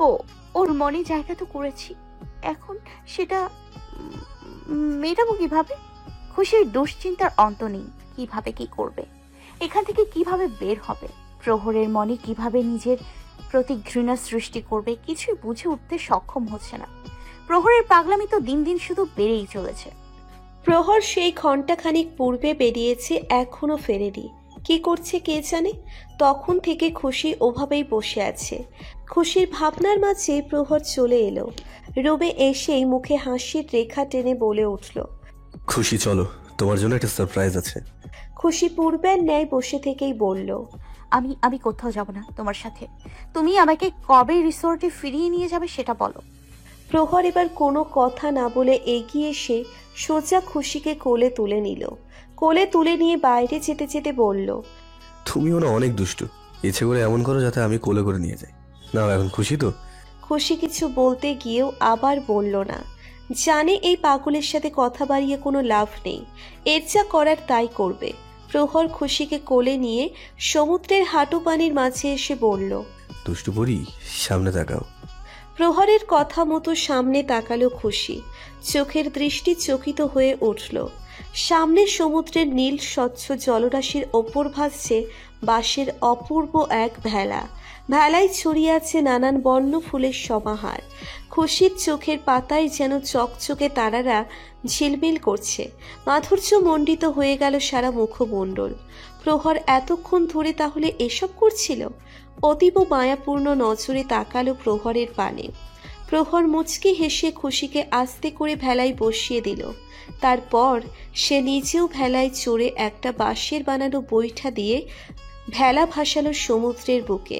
মাথার উপর উন্মুক্ত নীল গগনতলে ভেলা ভাসছে সমুদ্রের নীল পানির ওপর। শীতল পবন বইছে আপন তালে। খুশি বিমোহিত নয়নে তাকিয়ে আছে পানির নিচে। স্বচ্ছ পানির নিচের সবকিছুই দেখা যাচ্ছে। পানির নিচে হরেক রকম পাথরের মাঝে বাহারি মাছেরা দল বেঁধে ছুটে বেড়াচ্ছে। খুশি প্লাজু একটু উপরে তুলে আস্তে করে পাঁচজোড়া পানির মাঝে নামিয়ে দিল। মাছেরা এসে খুশির পায়ের উপর ছুঁয়ে চলে যাচ্ছে। গায়ে কাটা দিয়ে উঠছে খুশির। এ যেন অদম্য অবিস্মরণীয় অনুভূতি, যা কোনো ভাষায় মিলিয়ে বলা সম্ভব না। খুশি আপাতত বাকি দুনিয়ার বাস্তবতা থেকে বিচ্ছিন্ন হয়ে গেছে। শুধু এই মুহূর্তের মুগ্ধতায় ডুবে আছে। আর প্রহর ডুবে আছে তার প্রিয়তমার মুগ্ধতায়। চোখের দৃষ্টি স্থির। খুশির চেহারার এই মুগ্ধতা প্রহরকে এনে দিচ্ছে অনাবিল সুখানুভূতির প্রচ্ছায়া। প্রহর মুচকি হেসে বলে উঠল, Then it's final. প্রহরের কথায় ঘোর কাটল খুশির। ভ্রু কুচকে তাকালো প্রহরের পানে। প্রহর বৈঠা চালাতে চালাতে বলতে লাগলো, হ্যাঁ ফাইনাল। এখন থেকে আমরা এখানেই থাকবো। এখানেই হবে আমাদের নতুন পৃথিবী। গড়ে তুলবো আমাদের সংসার। এখানে বানাবো আমাদের আলাদা রাজ্য, যেখানকার মহারানী হবে তুমি। আর তোমার মহারাজা ডক্টর সেনাপতি হব, আবার সিপাহীও হব, আবার বাবুর্চিও হব, আবার সেবকও হব। সব কিছুই হব আমি তোমার জন্য রোজ সমুদ্র থেকে মাছ মেরে এনে রান্না করে তোমাকে খাওয়াবো। তুমি চিন্তা করো না, তোমার কিচ্ছু করতে হবে না। তুমি শুধু মহারানী হয়ে আরাম করবে। তোমার কোনো কাজ নেই। তুমি শুধু আমাকে ভালোবাসবে, আর আমাদের ভালোবাসার ফসলগুলো পৃথিবীতে আনবে। আমি কিন্তু বছর ঘুরতে না ঘুরতেই বাবা হতে চাই, বুঝেছ? No figure maintain at all. আমরা দুটো ফুটবল টিম করব, একটা গার্লস টিম আর একটা হবে বয়েজ টিম। চিন্তা করো না, আমার স্ট্যামিনা প্রচুর। দুটো টিম তো আরামসেই করে ফেলবো, চাপ নেই। অন্য সময় হলে হয়তো প্রহরের এই আউট ক্যারেক্টার কথাবার্তা শুনলেই খুশি অবাকের চূড়ান্ত পর্যায়ে পৌঁছে যেত। তবে আপাতত ও নিজের মনে অন্য কোনো অনুভূতির প্রবেশ ঘটাতে অনিচ্ছুক। তাই সে প্রহরের কথায় কোনো প্রত্যুত্তর না দিয়ে আবারও পানির নিচে মনোনিবেশ করল। এখন আপাতত সবকিছু ভুলে এই মুহূর্তটা উপভোগ করতে চাই ও। কঠিন বাস্তবতার সম্মুখীন না হয় এখন নাইবা হলো। খুশি দুই হাত দুই পাশে রেখে মাথাটা গগনমুখী করে আবেশে চোখ বন্ধ মুহূর্তটা উপভোগ করতে লাগলো। প্রহরের আর কি লাগে, সে গুনগুন করে গান ধরল, দিল কো करार आया तुझ पे ही प्यार आया पहली पहली बार आया ओ यारा ओ यारा। পরম আয়েশ করে বসে তখন থেকে খেয়ে যাচ্ছে ফাহিম। আর তিশা ওর পাশে দাঁড়িয়ে ওয়েটারের মতো সার্ভ করে যাচ্ছে। আর মনে মনে রাগে জ্বলছে।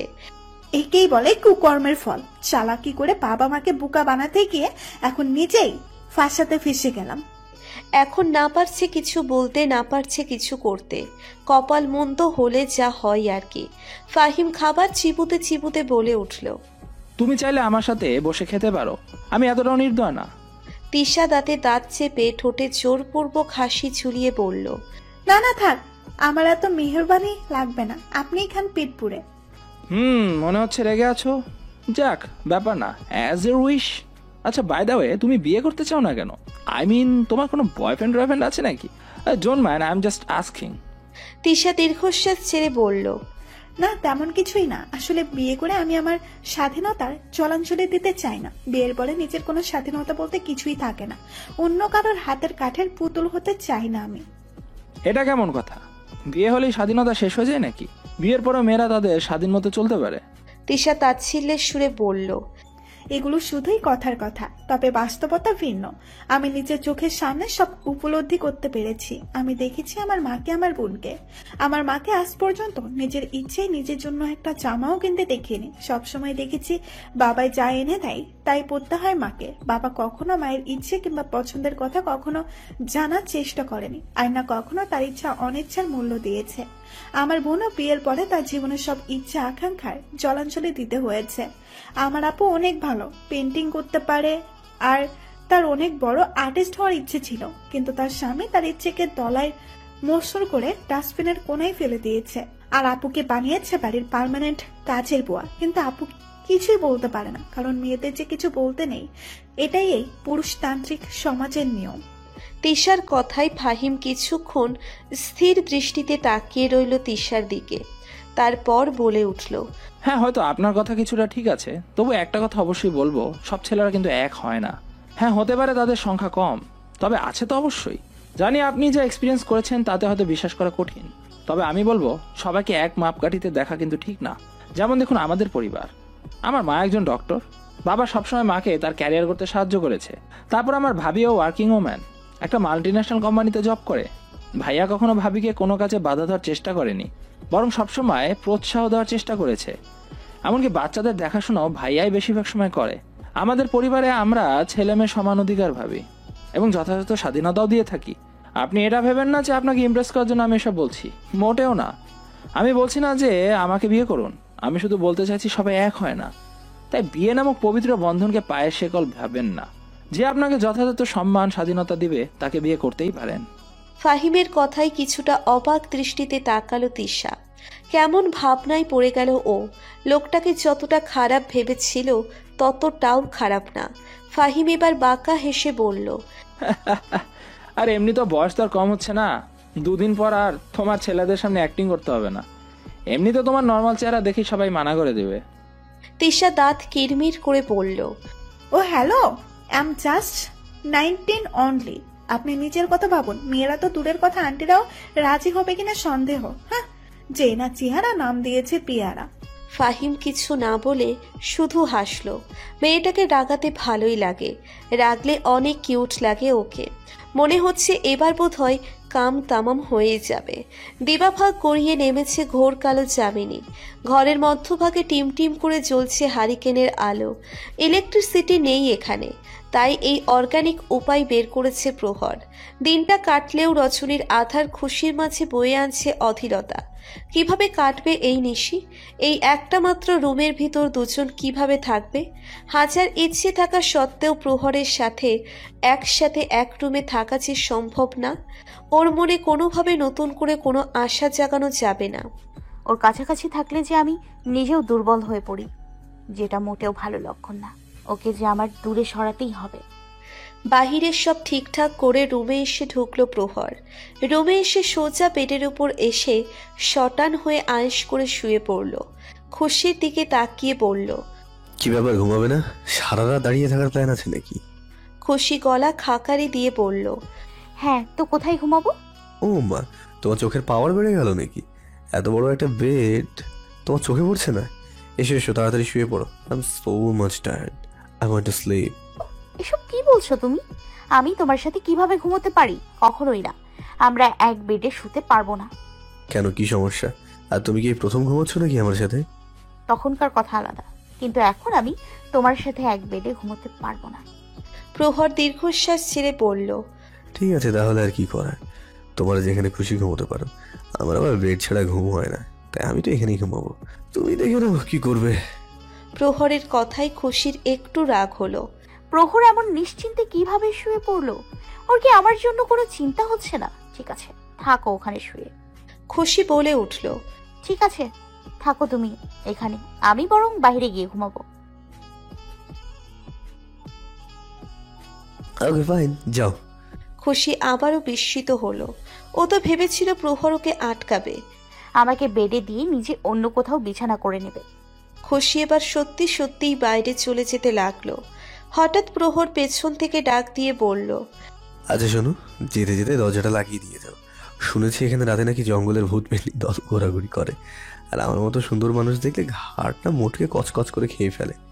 আমার ভাই তো তাড়াতাড়ি মরার শখ নেই, তাই দরজাটা ভালো করে আটকে দিয়ে যাও। বেচারি খুশি আর এক পাও এগোনোর সাহস পেল না। ভয়ে অন্তরাত্মা শুকিয়ে আসছে। ছোটবেলা থেকেই ভূতের কথায় অনেক ভয় পায় ও, কিন্তু এটা তো তার প্রহরের সামনে জাহির করা যাবে না। মান সম্মানের একটা ব্যাপার আছে। তাই গলা ছেড়ে আমতা আমতা করে বলল, বাইরে অনেক শীত, তাই ঘরেই মেঝেতে বিছানা পেরে শুব। প্রহর এবারেও কোনো ভাবাবেগ না দেখিয়ে বলল, ঠিক আছে, যাহা তোমার ইচ্ছে। তবে হ্যাঁ, মাটির ভেতর থেকে লম্বা লম্বা কেঁচোগুলো উঠে তোমার কানের মধ্যে ঢুকে ডিস্কো ডান্স করলে তখন যেন বাবা বলো না কিন্তু কিছু। ব্যাস, এবার বাকি অবশিষ্ট মনোবলটুকুও বিদায় নিয়ে পালালো খুশির কাছ থেকে। এখন তো মেঝেতে দাঁড়িয়ে দাঁড়িয়ে থাকলেও শরীর কাঁপছে, আর পেরে উঠল না নিজের সাথে। দ্রুত পায়ে গিয়ে বেডের উপর উঠে বসে বলল, ঠিক আছে, আমি বেডেই শুব, তবে মাঝখানে ডিস্টেন্স রেখে। ঘুমের মাঝে আমার অ্যাডভান্টেজ নেয়ার চেষ্টা করবে না একদম। প্রহর দুষ্টু হেসে বলল, লুক, হি ইজ টকিং। অ্যাডভান্টেজের কথা তুমি বলছো? ঘুমের মাঝে কে কার কেমন করে অ্যাডভান্টেজ নিয়ে থাকে সেটা কি আমার এখন মনে করিয়ে দিতে হবে নাকি? খুশি অপ্রস্তুত কণ্ঠে বলল, ঠিক আছে, এখন চুপচাপ শুয়ে পড়ো। মাঝখানের ডিস্টেন্স রেখে খুশি বেডের একপাশে চিত হয়ে শুয়ে পড়ল। প্রহরের সব কৌশলী কাজে লাগছে। এবার পরবর্তী স্টেপের পালা। আস্ত দুষ্টু পরীকে তার বুকে নিয়েই ঘুমাবে প্রহর, আর সেটা কার্যকারী করার পদ্ধতিও জানা আছে তার। প্রহর খুশির দিকে কাত হয়ে শুয়ে ধীরে ধীরে নিজের শার্টের বোতামগুলো খুলতে লাগলো। খুশিকে আকর্ষিত করার মূল মন্ত্রই এটা। খুশি একবার আর চোখে তাকিয়ে প্রহরের কার্যক্রম দেখে হকচকিয়ে উঠে বলল, এই কি করছো? শার্ট কেন খুলছো? এমনি আমার কেমন জানি হট হট লাগছে, তাই শার্টটা খুলছি। এই হাড় কাঁপানো শীতে তোমার গরম লাগছে? Are you kidding? আরে আমার শরীর আমার চেয়ে তুমি কি ভালো করে জানবে নাকি? আমাকে আমার কাজ করতে দাও। প্রহর শার্টের সবগুলো বোতাম খুলে শার্টটা দুই দিকে সরিয়ে দিয়ে নিচের বুকটা উন্মুক্ত করে দিল। প্রহর যে এসব ইচ্ছাকৃতভাবে করছে তা ভালোই বুঝতে পারছে খুশি। তবে সে তো সহজে গলবে না। প্রহরের মনস্কামনা সফল হতে দিবে না কোনো মতেই। মনে মনে দৃঢ় সংকল্প গ্রহণ করলেও তাতে টিকে থাকা যথেষ্ট দুর্বোধ্য হয়ে উঠছে।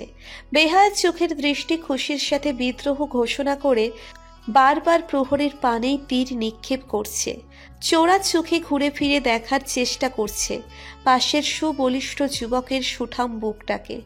আর চোখে তাকানো দৃষ্টিকে ফিরিয়ে আনতে নিলেই কিছু একটাই ভ্রু কুঁচকে আসে খুশির। খুশি কাত হয়ে এবার সরাসরি তাকায় প্রহরের বুকের দিকে। বুকের বাম পাশে যেখানে একবার খুশি কামড় দিয়েছিল সেখানে খুশি নামের ট্যাটু দেখে হৃৎপিণ্ড থমকে গেল খুশির। স্তব্ধ নয়নে তাকিয়ে রইল সে। প্রহরের চোখের পানে চেয়ে ধরা গলায় বলল, এইটা কবে করেছো? প্রহর মায়াবী চোখে তাকিয়ে বলল, তুমি আমার জীবন থেকে হারিয়ে যাওয়ার কিছুদিন পূর্বে আমি যখন বিজনেসের কাজে কানাডা গিয়েছিলাম তখন ওখানে এটা করিয়েছিলাম। তোমার দেওয়া প্রথম চিহ্নটাকে জীবন্ত রাখার জন্য এটা করেছিলাম। তুমি শেষ যেদিন আমার সাথে দেখা করেছিলে সেদিন তোমাকে বলেছিলাম তোমার জন্য একটা সারপ্রাইজ আছে। এটাই সেই সারপ্রাইজ ছিল। তোমাকে সেদিন এটা দেখাতে চেয়েছিলাম, আর তোমাকে সেদিন বিয়ের জন্য প্রপোজ করার প্ল্যান করেছিলাম। কিন্তু পরের দিন তোমার বাসার সামনে গিয়ে তোমাকে আর পেলাম না। তোমার ফোনটা বন্ধ, ফোন করেও পাচ্ছিলাম না। জানো, সেদিন সারাদিন তোমার বাসার সামনে বসেছিলাম তোমারই অপেক্ষায়। শেষে পাইপ বেয়ে তোমার ব্যালকনিতে গিয়েও দেখলাম দরজা আটকানো। মেন দরজায় এসে দেখলাম সেখানেও তালা মারা। দিয়া, শাহিন সবার কাছে তোমার খোঁজ নেওয়ার চেষ্টা করলাম, কিন্তু তোমার কোনো খোঁজ নেই। সেই দিনটা যে আমার কি অবস্থা হয়েছিল সেটা হয়তো ভাষায় প্রকাশ করা সম্ভব না। আমার জীবনের সব থেকে দুর্বিষহ দিন ছিল ওটা। কিন্তু আমি কি জানতাম এর পরের দিনগুলো তার চেয়েও ভয়াবহ হতে চলেছে, কারণ আমার দুষ্টু পরি হারিয়ে গিয়েছিল। প্রহর আরো কিছু বলতে লাগলো, কিন্তু খুশির কানে আর কিচ্ছু ঢুকছে না। চোখ দুটো ঝাপসা হয়ে আসছে। চেপে রাখা কষ্টগুলো বাঁধ ভাঙা সমুদ্রের পানি হয়ে উপচে পড়তে চাইছে ওর দু চোখ দিয়ে, আর যে নিজেকে আটকাতে পারছে না ও। খুশি প্রহরের বুকে নিজের নামের ট্যাটুর ওপর আলতো করে বোলাতে লাগলো। মাথাটা এগিয়ে নিয়ে ট্যাটুর ওপর একটা চুমু এঁকে দিল খুশি। আবেশে চোখ বন্ধ করে নিল প্রহর। প্রশান্তির বাতাস ছুঁয়ে গেল শরীর মন জুড়ে। খুশির চোখের বাঁধ ভেঙে গেল। প্রহরের বুকে হাত বোলাতে অঝোর ধারা বইতে শুরু করলো। ধীরে ধীরে হাত বাড়িয়ে প্রহরকে জড়িয়ে ধরে নীরবে অশ্রু বিসর্জন দিতে লাগলো।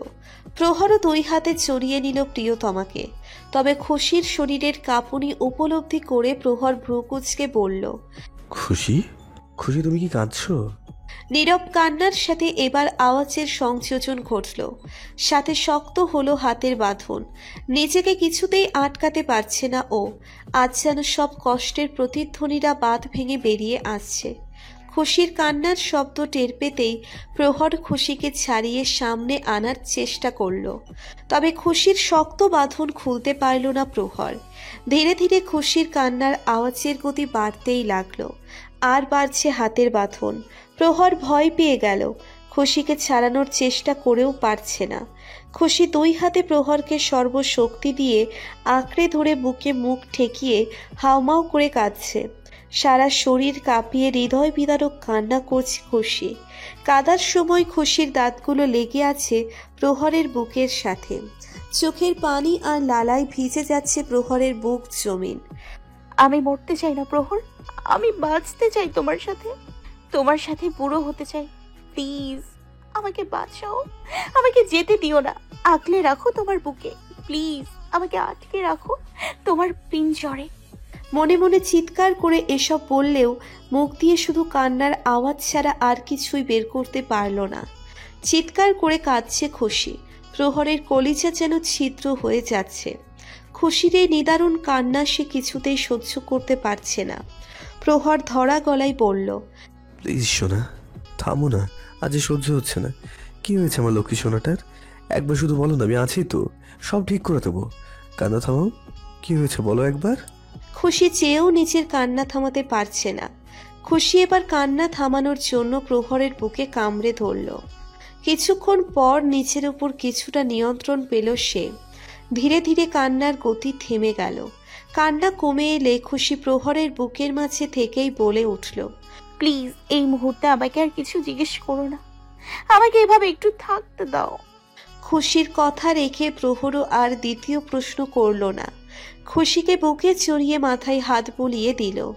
খুশি ফোপাতে ফোপাতে এক সময় প্রহরের বুকে ঘুমিয়ে পড়ল। প্রহর খুশির মাথার উপর চুমু খেয়ে মনে মনে বলল, আমি জানতাম আমার দুষ্টু বড়ি ভালো নেই, আমাকে ছাড়াও কখনো ভালো থাকতেই পারে না।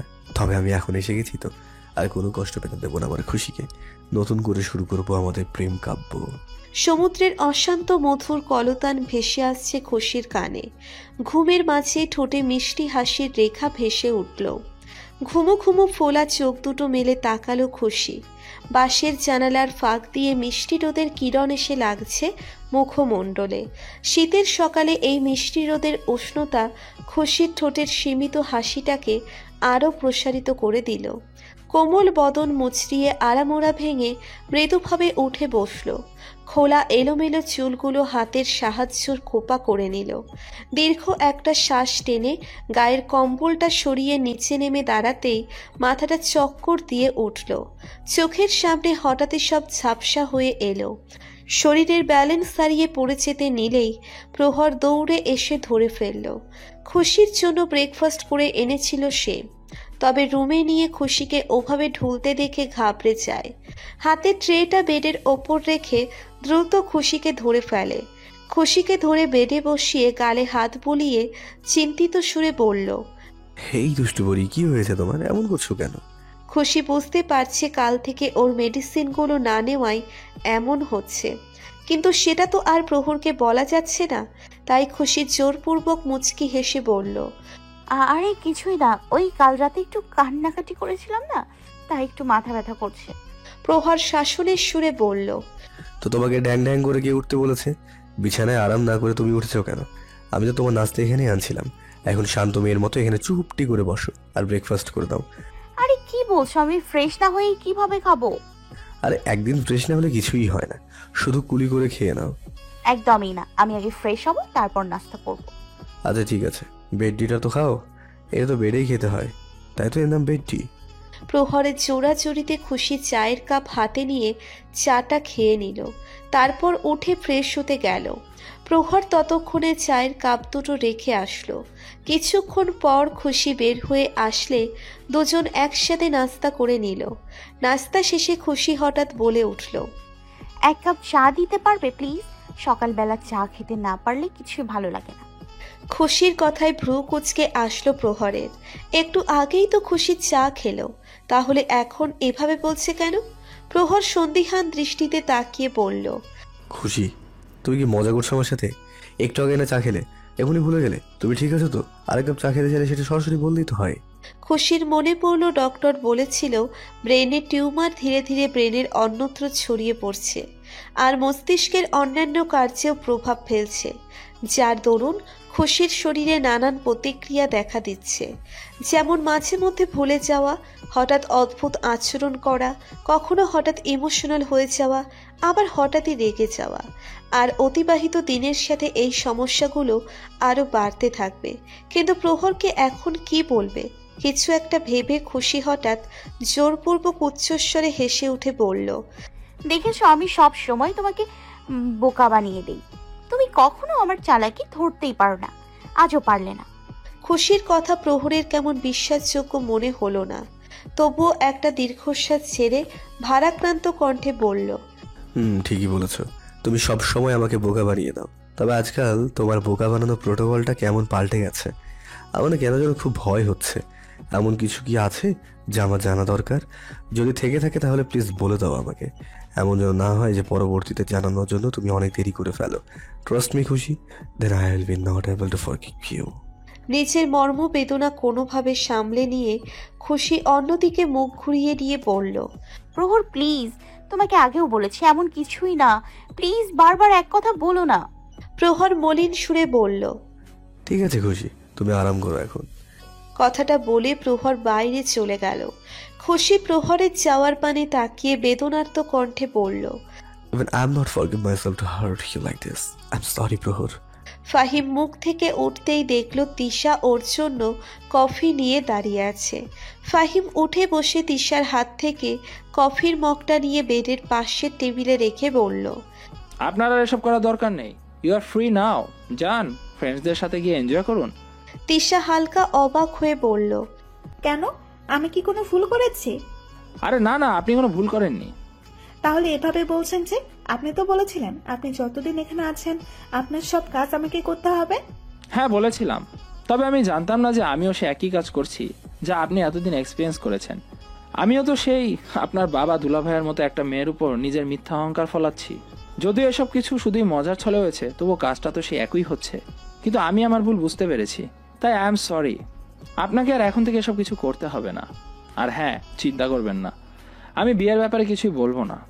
তিশা মুচকি হেসে বলল, ইটস ওকে, সরি বলার দরকার নেই। আমি আপনার সাথে যা করেছিলাম তাতে যে কারোরই রাগ হবার কথা, that's why I am sorry.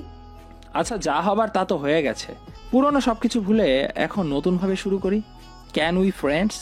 তিশাও হাসি মুখে বলল, ইয়েস উই ক্যান। ওকে দেন, আপনাকে কি আমি তুমি করে সম্বোধন করতে পারি? না মানে ফ্রেন্ডসদের মাঝে আপনি সম্বোধন স্যুট করে না। হ্যাঁ অবশ্যই, এমনিতেও আপনি আমার বড়ই হবেন, তো আমাকে তুমি করে বলতে পারেন। Thank you Tisha. আচ্ছা শোনো, আমি আমার কিছু ফ্রেন্ডের সাথে আজ হিমছড়ি যাচ্ছি, তো তুমি তোমার ফ্রেন্ডসদের সাথে চাইলে আসতে পারো আমাদের সাথে। ওয়াও, তোমার তো অনেক ইচ্ছে হিমসুরে যাওয়ার। ঠিক আছে, আমি বলছি ওদের, ওরা নিশ্চয়ই রাজি হবে। আচ্ছা তাহলে ঘন্টাখানিক পর রিসিপশন এরিয়ায় এসো তোমরা, ঠিক আছে? আচ্ছা। তিশা বেরিয়ে গেল রুম থেকে। ফাহিম মুচকি হেসে তাকিয়ে রইল সেদিকে। মেয়েটাকে নিয়ে কেমন অনুভূতির সৃষ্টি হচ্ছে ওর মনে। মনে হচ্ছে এবার সত্যি সত্যি বিয়ের পিঁড়িতে বসতেই হবে। সমুদ্রের মাঝে জমে থাকা বড় বড় পাথরের ওপর বসে আছে খুশি। হাঁটুতে থুতনি ঠেকিয়ে দৃষ্টির বাণ চালিয়েছে সামনের সুদর্শন যুবকটার পানে, যে আপাতত ফলা দিয়ে মাছ ধরতে ব্যস্ত। গায়ের শার্ট খুলে রেখে প্যান্টটা হাঁটু পর্যন্ত গুটিয়ে নিয়ে পানিতে নেমেছে প্রহর। নীল সমুদ্রের পানি এই যুবকটাকে আরো আকর্ষণীয় করে তুলছে। এত কেন সুদর্শন এই ছেলেটা? চোখের নজরকে তো অনেক আগে বেইমান করে দিয়েছে। এখন বুঝি আমাকে চরিত্রহীন করার ষড়যন্ত্র করেছে সে? এসব যে তার সূক্ষ্ম মস্তিষ্কের অভিসন্ধি তা ভালোই বুঝতে পারছে খুশি। তাই তো ওকে এনে এখানে তার সামনে বসিয়ে রেখেছে, যাতে নিজের পরিকল্পনার প্রয়োগ করতে পারে আমার উপর। এভাবে চলতে থাকলে কিভাবে হবে? নিজের সাথে যুদ্ধ করে কতক্ষণই বা টিকে থাকতে পারবে ও? হঠাৎ প্রহরের প্রফুল্ল স্বরে খুশির ঘোর কাটল। প্রহর একটা বড় মাছ ধরতে সক্ষম হয়েছে, সেটাই দেখাচ্ছে ওকে। প্রহর মাছটা একটা পাত্রে রেখে খুশির কাছে এসে কোনো কথাবার্তা ছাড়াই সোজা খুশিকে কোলে তুলে নিল। খুশি হড়বড়িয়ে উঠে বলল, আরে আরে, সমস্যা কি তোমার? বলা নেই ক নেই, সবসময় খালি তুলে নাও কেন? আমার কি পানি নাকি? প্র্যাকটিস করছি বাবু, আমাদের ফুটবল টিমের প্লেয়ারদের পাল্টতে হবে না, তারই প্র্যাকটিস করছি, বুঝেছো? প্রহর কথা বলতে বলতে খুশিকে নিয়ে পানিতে নামছে। খুশি সেটা দেখে চোখ বড় বড় করে বলল, এই এই, তুমি পানিতে নামছো কেন? ভিজে যাবো তো আমি। হ্যাঁ, তো ভেজার জন্যই তো নিয়ে যাচ্ছি। 2 দিন হলো গোসল করো না, আর কতদিন বিনা গোসলে থাকার প্ল্যানিং আছে? হ্যাঁ জানি নোংরা থাকা তোমার ফেভারিট বিষয়, তবে আমার মোটেও না। আমার অপরিষ্কার একদম পছন্দ না, তাই তোমাকে এখন গোসল একদম ফ্রেশ হয়ে যেতে হবে, ঠিক আছে? গোসল করতে হবে মানে? তা ওই ঠান্ডা পানিতে? মোটেও না। আর তাছাড়া আমি চেঞ্জ করে পরবো কি? আমার কাছে কি কাপড় চোপড় আছে নাকি? তোমার প্রেমিককে কি এত কাঁচা প্লেয়ার মনে হলো তোমার? তোমাকে যদি আনতে পারি তাহলে তোমার জন্য কাপড় চোপড় আনা কি খুবই একটা কঠিন ব্যাপার? তার এইসব ভেবে বাহানাবাজি করে কোনো লাভ নেই, গোসল তো তোমাকে করতেই হবে। খুশির কোনো বাহানায় ফলপ্রসূ হলো না। প্রহর ওকে পানিতে নামিয়েই দম নিল। খুশিকে কোলে নিয়েই পানির গভীরে নামলো প্রহর। ডুব দিল স্বচ্ছ পানির গহ্বরে। শীতে কেঁপে উঠল খুশি, আঁকড়ে ধরল প্রহরের গলা। শীতের মাঝে এই অত্যাচারের জন্য প্রহরের ওপর চরম ক্ষিপ্ত হচ্ছে খুশি। গোসল শেষে আবারও উঠে এলো খুশিকে নিয়ে। ঘরে এসে নামিয়ে দিল খুশিকে। প্রহরের ব্যাগের ভিতর থেকে একটা প্যাকেট এনে বেডের উপর রেখে বলল, চেঞ্জ করে এটা পরে নাও, আমি বাইরে যাচ্ছি।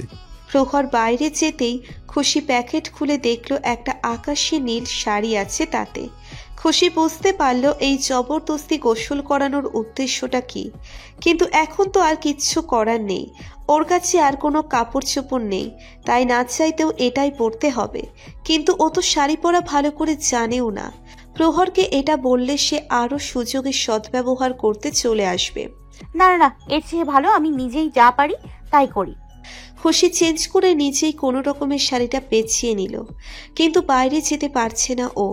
শাড়ি পরে প্রহরের সামনে যেতে কেমন লাগছে যেন ওর, তাই ওভাবেই রুমে বসে রইল। তবে সেটা আর বেশিক্ষণ পারল না। কিছুক্ষণ পরই দরজার কড়া নাড়ল প্রহর। এতক্ষণে প্রহর বাইরেই নিজের কাপড় চেঞ্জ করে নিয়েছে, তাই এবার খুশিকে ডাকছে। আর আবারও ব্যর্থ হয়ে দরজা খুলে দিল খুশি। দরজা খুলে দিলে প্রহরের নজর ধন্য হলো প্রিয়তমার দর্শনে। এই প্যাঁচানো অগোছালো ভাবে পরা শাড়িতেও পৃথিবীর সবচেয়ে অপরূপা মনে হচ্ছে সামনের রমণীকে, যে রমণীতে প্রহর বারংবারই ধরাশায়ী। ভালোবাসা বুঝি এমনই, নিজের ভালোবাসার মানুষকে সব রূপেই অবিস্মরণীয় লাগে। প্রহর মুগ্ধ নয়নে তাকিয়ে খুশির কাছে এসে বলল, শাড়ি পরতে পারো না, আমাকে বলোনি কেন? এসো, আমি ঠিক করে পরিয়ে দিচ্ছি। খুশি আমতা আমতা করে বলল, না না থাক, আমি এভাবেই ঠিক আছি। প্রহর ঠোঁটে দুষ্টু হাসির রেখা ঝুলিয়ে খুশির দিকে ঝুঁকে বলল, কেন, ভয় হয় বুঝি?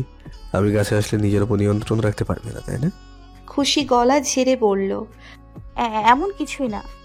ঠিক আছে, শাড়ি পরাতে দাও, তাহলে না হয় বিশ্বাস করবো। ওকে পরিয়ে দাও, আমার কিছু যায় আসে না। প্রহর মুচকি হেসে খুশির শাড়ি ঠিক করে দিতে লাগলো। শাড়ি পরাতে গিয়ে প্রহরের হাতের স্পর্শ লাগছে খুশির অঙ্গে। কোনো বিনার তার যেন বেঁচে উঠল প্রতি ইন্দ্রে। শিহরণ জাগছে খুশির মনে। মন মস্তিষ্কের মাঝে শুরু হচ্ছে সংগ্রাম। দুর্বল হয়ে পড়ছে খুশি। যে কোনো সময় মন মস্তিষ্কের এই লড়াইয়ে মস্তিষ্ককে প্রবলভাবে হারিয়ে দিবে মন। কিন্তু ওকে হারলে যে চলবে না, নিজেকে শক্ত রাখতে হবে। শাড়ি পরানোর শেষে প্রহর দুই হাতে খুশির মুখটা আগলে ধরে মোহিত নয়নে তাকিয়ে বলল, আজ তো তোমাকে দেখে সমুদ্রও হিংসা করবে।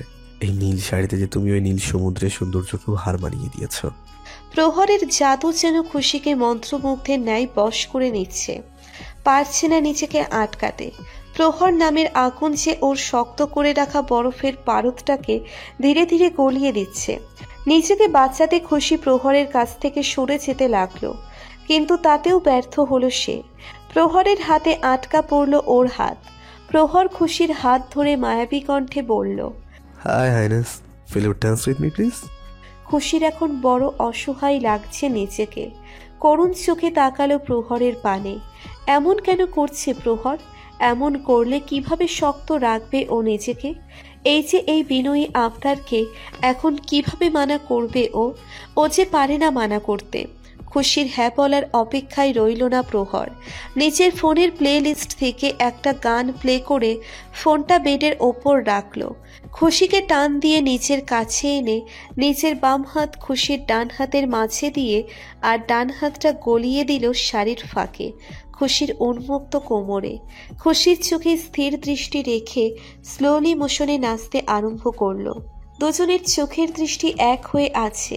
চোখের ভাষায় আবেগের আদান প্রদান হচ্ছে। প্রহরের চোখের ওই সীমাহীন মায়ায় হারিয়ে যাচ্ছে খুশি। পারছে না আর নিজেকে আটকাতে। দুনিয়ায় বাস্তবতা থেকে বিচ্ছিন্ন হয়ে পড়ছে।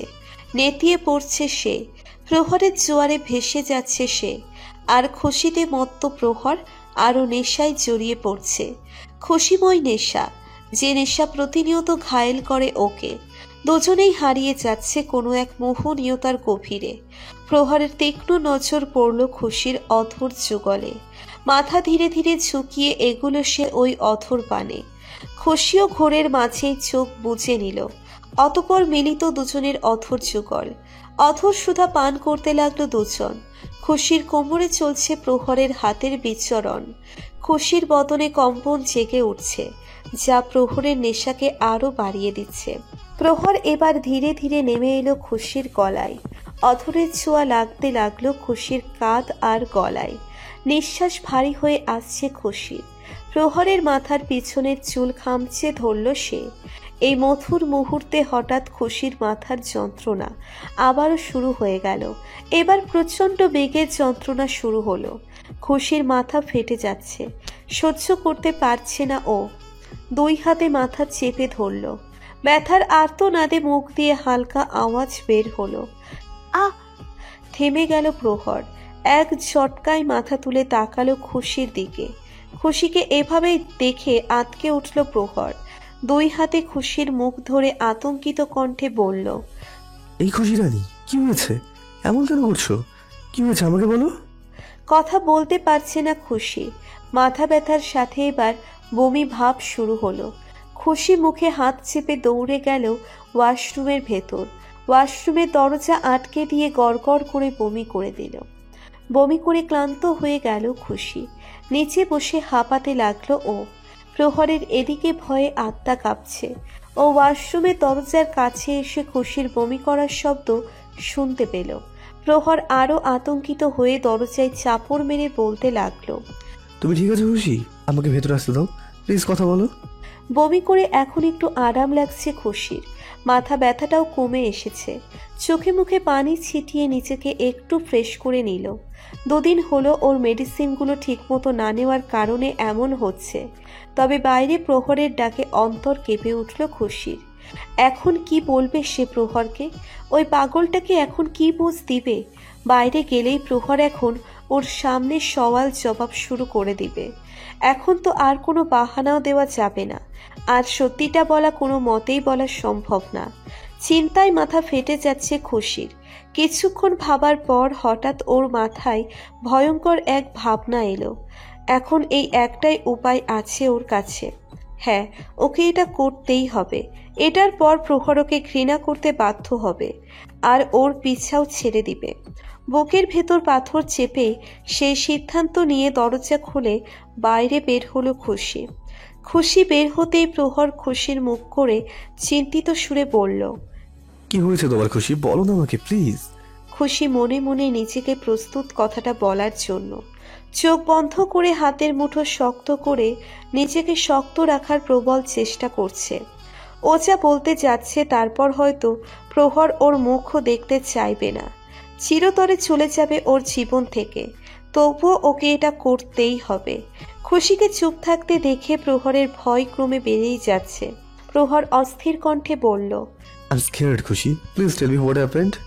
খুশি এবার চোখ খুলে নিচের দিকে তাকিয়ে ঢোক চিপে দৃঢ় গলায় বলল, কি কি কি আবার হবে? সব মেয়েদের বিয়ের পরে যা হওয়ার কথা তাই হয়েছে। প্রহর প্রথমে ভ্রুকুচকে খুশির কথার মর্মার্থ বোঝার চেষ্টা করল। অতঃপর বিষয়টা যখন ওর মস্তিষ্কে প্রবেশ করল তখন কিছুক্ষণের জন্য ওর বোধশক্তিহীন হয়ে পড়ল। খুশির বলা কথাটা যেন কথা ছিল না, ওটা ছিল একদল বিষাক্ত তীর, যা প্রহরের হৃৎপিণ্ডের এফোর ওফোর হয়ে গেল। শরীরের সব শক্তি যেন হ্রাস পেল। খুশিকে ধরে রাখা হাত দুটো ঝট করে সরিয়ে নিল প্রহর। অনুভূতি শূন্য হয়ে নিচের কদম পেছাতে লাগলো সে। ব্যালেন্স রাখতে না পেরে নিচে পড়ে গেল প্রহর। আজ শেষ আশাগুলোর সাথে ওর আত্মার যেন মৃত্যু হলো আজ। ওর মাঝে যেন সব শূন্য হয়ে গেল। প্রহর কোনো রকমে উঠে দাঁড়িয়ে দৌড়ে বাইরে চলে গেল। প্রহর চলে যেতেই খুশি মুখে হাত চেপে ওখানেই বসে পড়ে কাঁদতে লাগলো। প্রহরকে আজও সত্যি করে সরিয়ে দিল। প্রায় 2 ঘন্টা পর ফিরে এলো প্রহর। প্রহরের দিকে তাকাতেই আঁতকে গেল খুশি। প্রহরকে কেমন বিধ্বস্ত লাগছে। চোখ দুটো লাল টকটক করছে, মুখটা রক্ত শূন্য ফ্যাকাশে হয়ে গেছে। প্রহর এসেই খুশির দিকে না তাকিয়ে নিচ দিকে তাকিয়ে থমথমে গলায় বলে উঠল, চলুন আপনাকে রিসর্টে পৌঁছে দিয়ে আসি। প্রহরের মুখে আপনি ডাক শুনে খুশির বুকের ভিতর দুমড়ে মুচড়ে উঠল। তবে ও যা করেছে তাতে তো এটা হবারই ছিল। তাই খুশি কিছু না বলে মাথা ঝাঁকিয়ে প্রহরের পিছু পিছু গেল। প্রহর খুশিকে একটা প্রাইভেট শিপে করে কক্সবাজার ফিরে এলো। তারপর গাড়িতে করে রিসোর্টে ফিরে এলো। সারা রাস্তা প্রহর একবারের জন্যেও খুশির দিকে তাকালো না, আর না কোনো কথা বলল। রিসোর্টে এসে গাড়ি থামালো। খুশি শেষবারের মতো কিছু বলতে গেলে প্রহর হাতের ইশারায় থামিয়ে দিয়ে বলল, প্লিজ নামুন, আর আমি আপনার সাথে যা কিছু করেছি পারলে ক্ষমা করে দিন। আমার এই মুখ আর কখনো আপনাকে দেখতে হবে না, কথা দিচ্ছি। এখন আপনি নিশ্চিন্তে যেতে পারেন। খুশি অশ্রুসিক্ত চোখে গাড়ি থেকে নেমে এলো। সাথে সাথেই প্রহর গাড়ি নিয়ে চলে গেল। খুশি অশ্রু ভরা চোখে তাকিয়ে রইল সেদিকে। আজ আরও একবার ওর প্রেম কাব্যের সমাপ্তি ঘটল। কালো নিশি ঢলে পড়েছে চারপাশে। তবে এই রাতের থেকেও বেশি কালো অন্ধকার ঘিরে খুশির জীবনে। এই অসহনীয় যন্ত্রণার থেকে তো মরণ ঢের ভালো। এই মুহূর্তে নিজের চাইতে বেশি প্রহরের চিন্তা হচ্ছে। আজকে প্রহরকে একেবারে অন্যরকম লাগছিল। এর আগে কখনো এমন দেখা যায়নি ওকে। না জানি ওর ভেতরে কি ঝড় চলছে। ওর মেন্টাল স্টেটমেন্ট এই মুহূর্তে ঠিক নেই। ও আবার উল্টোপাল্টা কিছু করে না বসে। এসব চিন্তায় অস্থির হয়ে যাচ্ছে খুশি। রুমের মাঝে পায়চারি করছে শুধু। কয়েকবার প্রহরের নাম্বারে ফোন দেওয়ার চেষ্টাও করেছে, কিন্তু প্রহর ফোন ধরেনি। তারপর থেকে ওর ফোন বন্ধ আসছে। বারে বসে একের পর এক অ্যালকোহল পান করে যাচ্ছে প্রহর। তবে কিছুতেই কিছু হচ্ছে না। বুকের আগুন কিছুতেই কমছে না। কানে শুধু বারবার খুশির বলা সেই কথাটাই ভাসছে। তার সাথে বাড়ছে দহন জ্বালা। সারা শরীর জ্বলছে দাউ দাউ করে। এই মুহূর্তে পুরো পৃথিবীটাকে নিজের আগুনে পুড়িয়ে দিতে ইচ্ছে করছে। যন্ত্রণায় সারা শরীর ফেটে যাচ্ছে। সহ্য করতে পারছে না আর প্রহর। গ্লাস বাদ দিয়ে এবার পুরো বোতল হাতে তুলে নিল। একদমে শেষ করে ফেলল পুরো বোতল। তবুও শান্তি পাচ্ছে না। কিছুতেই কমছে না এই মরণ যন্ত্রণা। ক্রুদ্ধ হয়ে হাতের বোতল উঠিয়ে সজোরে নিচে আছাড় মারল। বাড়ি রাখা সব বোতলগুলো ঠেলে ফেলে দিল। আর মুখ দিয়ে উচ্চস্বরে চিৎকার করতে লাগলো। বাড়ির ওয়েটারটা এসে প্রহরের ধরে আটকানোর চেষ্টা করে বলতে লাগলো, স্যার স্যার প্লিজ তামাশা করবেন না, বাকি কাস্টমাররা ডিস্টার্ব হচ্ছে। প্রহর ওয়েটারের কলার চিপে ধরে ক্ষিপ্ত কণ্ঠে বলল, কাস্টমারদের ডিস্টার্ব হবে সেই ভয় করছিস? আর আমার কি? হ্যাঁ, আমার কি? আমার লাইফ ডিস্টার্ব হয়ে যাচ্ছে তার কি? আর কিসব মাল রেখেছিস তোরা? আমি কোনো কিছু ভুলতে পারছি না কেন? এমন কোনো কিছু নেই তোদের কাছে যা নিলে আমি সব ভুলে যেতে পারবো? বল, আছে এমন কিছু? ওদের মাঝে এক ওয়েটার প্রহরের কানে আস্তে করে বলল, স্যার মাল আছে, ওটা গোপন মাল। আপনি কি নেবেন? একবার নিলে সব ভুলে যাবেন, তবে টাকাও একটু বেশি লাগবে স্যার। প্রহর পকেট থেকে নিজের ভিজিটিং কার্ড বের করে ওয়েটারকে দিয়ে বলল, এবার নিশ্চয়ই বুঝতে পারছিস তুই কার সাথে কথা বলছিস। টাকা চিন্তা ছাড় আর মাল নিয়ে আয়। স্যার ওটা ইনলিগাল জিনিস, এখানে আনা যাবে না। আপনি আমার সাথে চলুন। প্রহর ওয়েটারের সাথে আলাদা একটা রুমে এলো। ওয়েটার একটা বক্স এনে তার ভিতর থেকে একটা ড্রাগসের শিশি আর একটা সিরিঞ্জ বের করলো। ওয়েটার সিরিঞ্জের ড্রাগস ভরে প্রহরকে পুশ করতে গেলে প্রহর ওয়েটারকে হাত থেকে সিরিঞ্জটা নিয়ে বলল, তুই যা, আমি একাই করে নেবো। কিন্তু আপনি একা নিলে সমস্যা হতে পারে। এটা ওভারডোজ হয়ে গেলে আপনার অনেক ক্ষতি হতে পারে, এমনকি আপনার জানও যেতে পারে। প্রহর তাচ্ছিল্যের হাসি দিয়ে বলল, এর চেয়ে ভালো আর কি হতে পারে? তোকে যেতে বললাম, তুই যা। কিন্তু স্যার। প্রহর এবার রাগী কণ্ঠে বলল। I said get lost.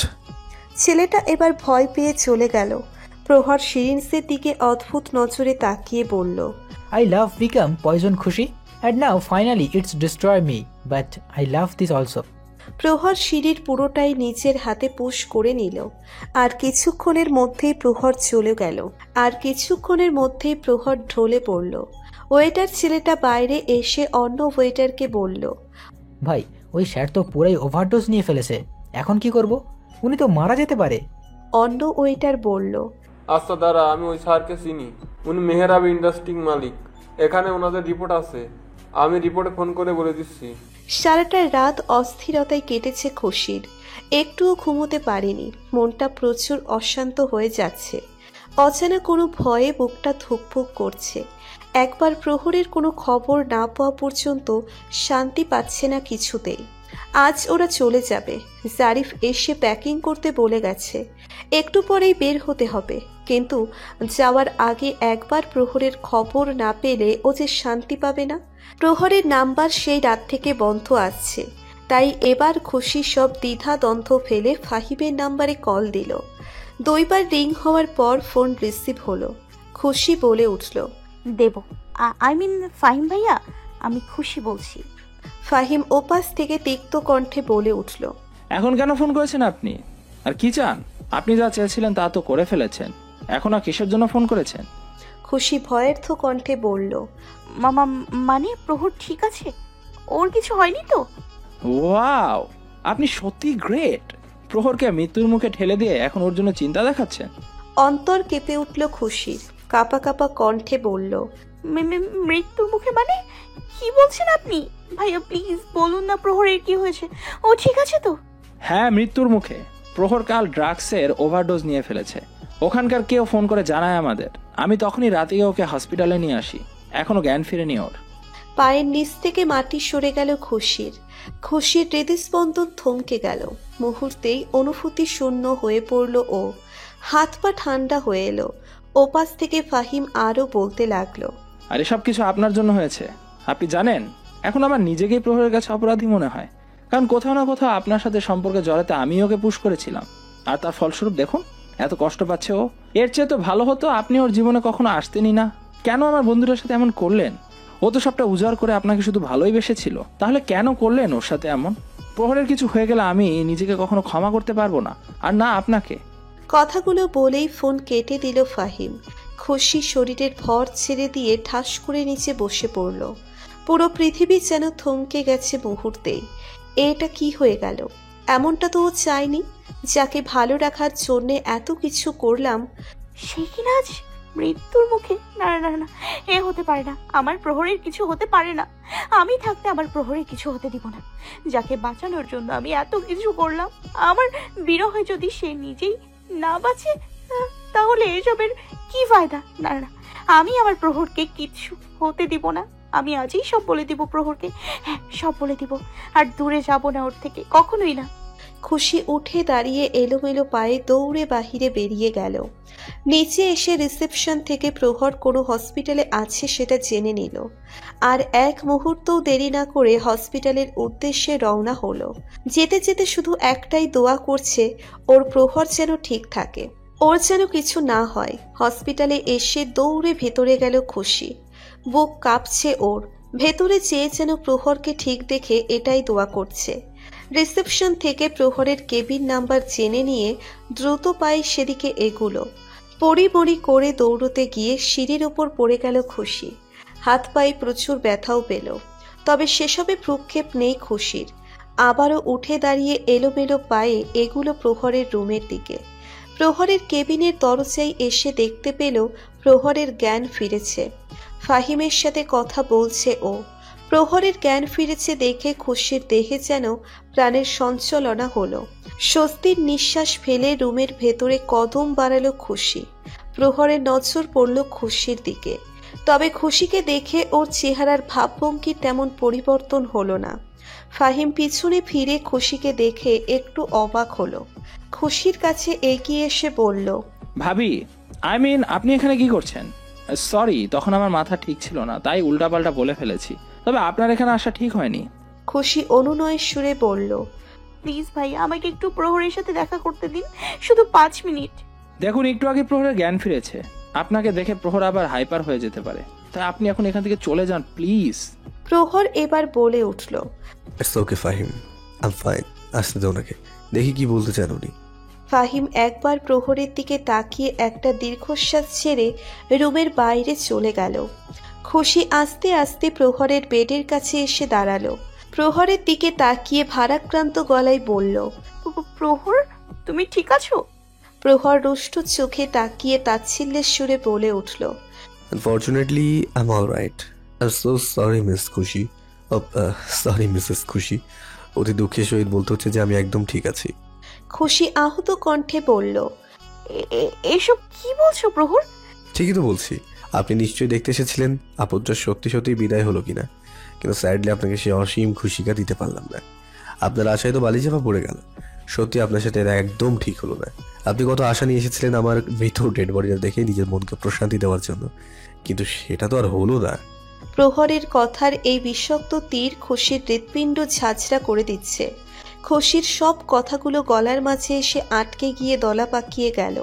তবুও কোনো রকমে ঢোক গিলে কিছু বলার চেষ্টা নিলেই প্রহর আবারও বলে উঠল, জানেন, আজ নিজেকে দুনিয়ার সব থেকে বড় ইডিয়েট মনে হচ্ছে। আপনার মধ্যে একটা স্বার্থপর বিশ্বাসঘাতিনীর জন্য আমি আমার জীবনটা পর্যন্ত দিতে চেয়েছিলাম। আমার মতো অপদার্থ দুনিয়াতে আর একটাও হবে না। মানুষ একবার চোট খেয়ে শেখে, পরবর্তীতে আবারও সেই ভুল করার বোকামি করে না। অথচ এই আমি দুইবার একই ভুল করলাম। নারী যে কত বড় ধোঁকাবাজ হয় সেটা আমি আগে থেকে জানা সত্ত্বেও আবারও আপনার পাতা ফাঁদে পা দিলাম, আর তার যথাযথ ফলও পেয়ে গেলাম। I deserve it actually. প্রহরের তিক্ত কথায় খুশির ভেতরে যেন রক্ত ক্ষরণ হচ্ছে। খুশি অশ্রু সজল চোখে বলতে নিল, প্রহর, আমার কথাটা তো শোন। খুশিকে মাঝপথেই থামিয়ে দিয়ে প্রহর দৃঢ় কণ্ঠে বলল, ব্যাস, অনেক শুনেছি আপনার কথা। আর না, আর আপনার এই মিথ্যে চোখের পানি আমাকে আর ভেজাতে পারবে না। আমি বুঝে গেছি আপনার মনোকামনা। আপনি চান আমি সারা জীবন আপনার বিরহে দেবদাস হয়ে থাকি, আর আমার কষ্ট দেখে আপনি পৈশাচিক আনন্দ পান। তবে আপনার এই মনোকামনা পূরণ হতে দেবো না আমি, আপনাকে আর ভিজতে দেবো না। অনেক হয়েছে। আর না, এবার আমিও আপনাকে দেখিয়ে দেবো যে আমার জীবনে আপনার কোনো স্থান নেই। Even not exist to me. আপনাকে ছাড়াও আমি ভালো থাকতে পারি, ইভেন বেটার থাকতে পারি। দাঁড়ান, আপনাকে এক্ষুনি সেটা প্রমাণ দিয়ে দিচ্ছে। প্রহর এবার উচ্চস্বরে ফাহিমকে ডাক দিল। একটু পরেই ফাহিম তড়িঘড়ি করে ভেতরে এলো।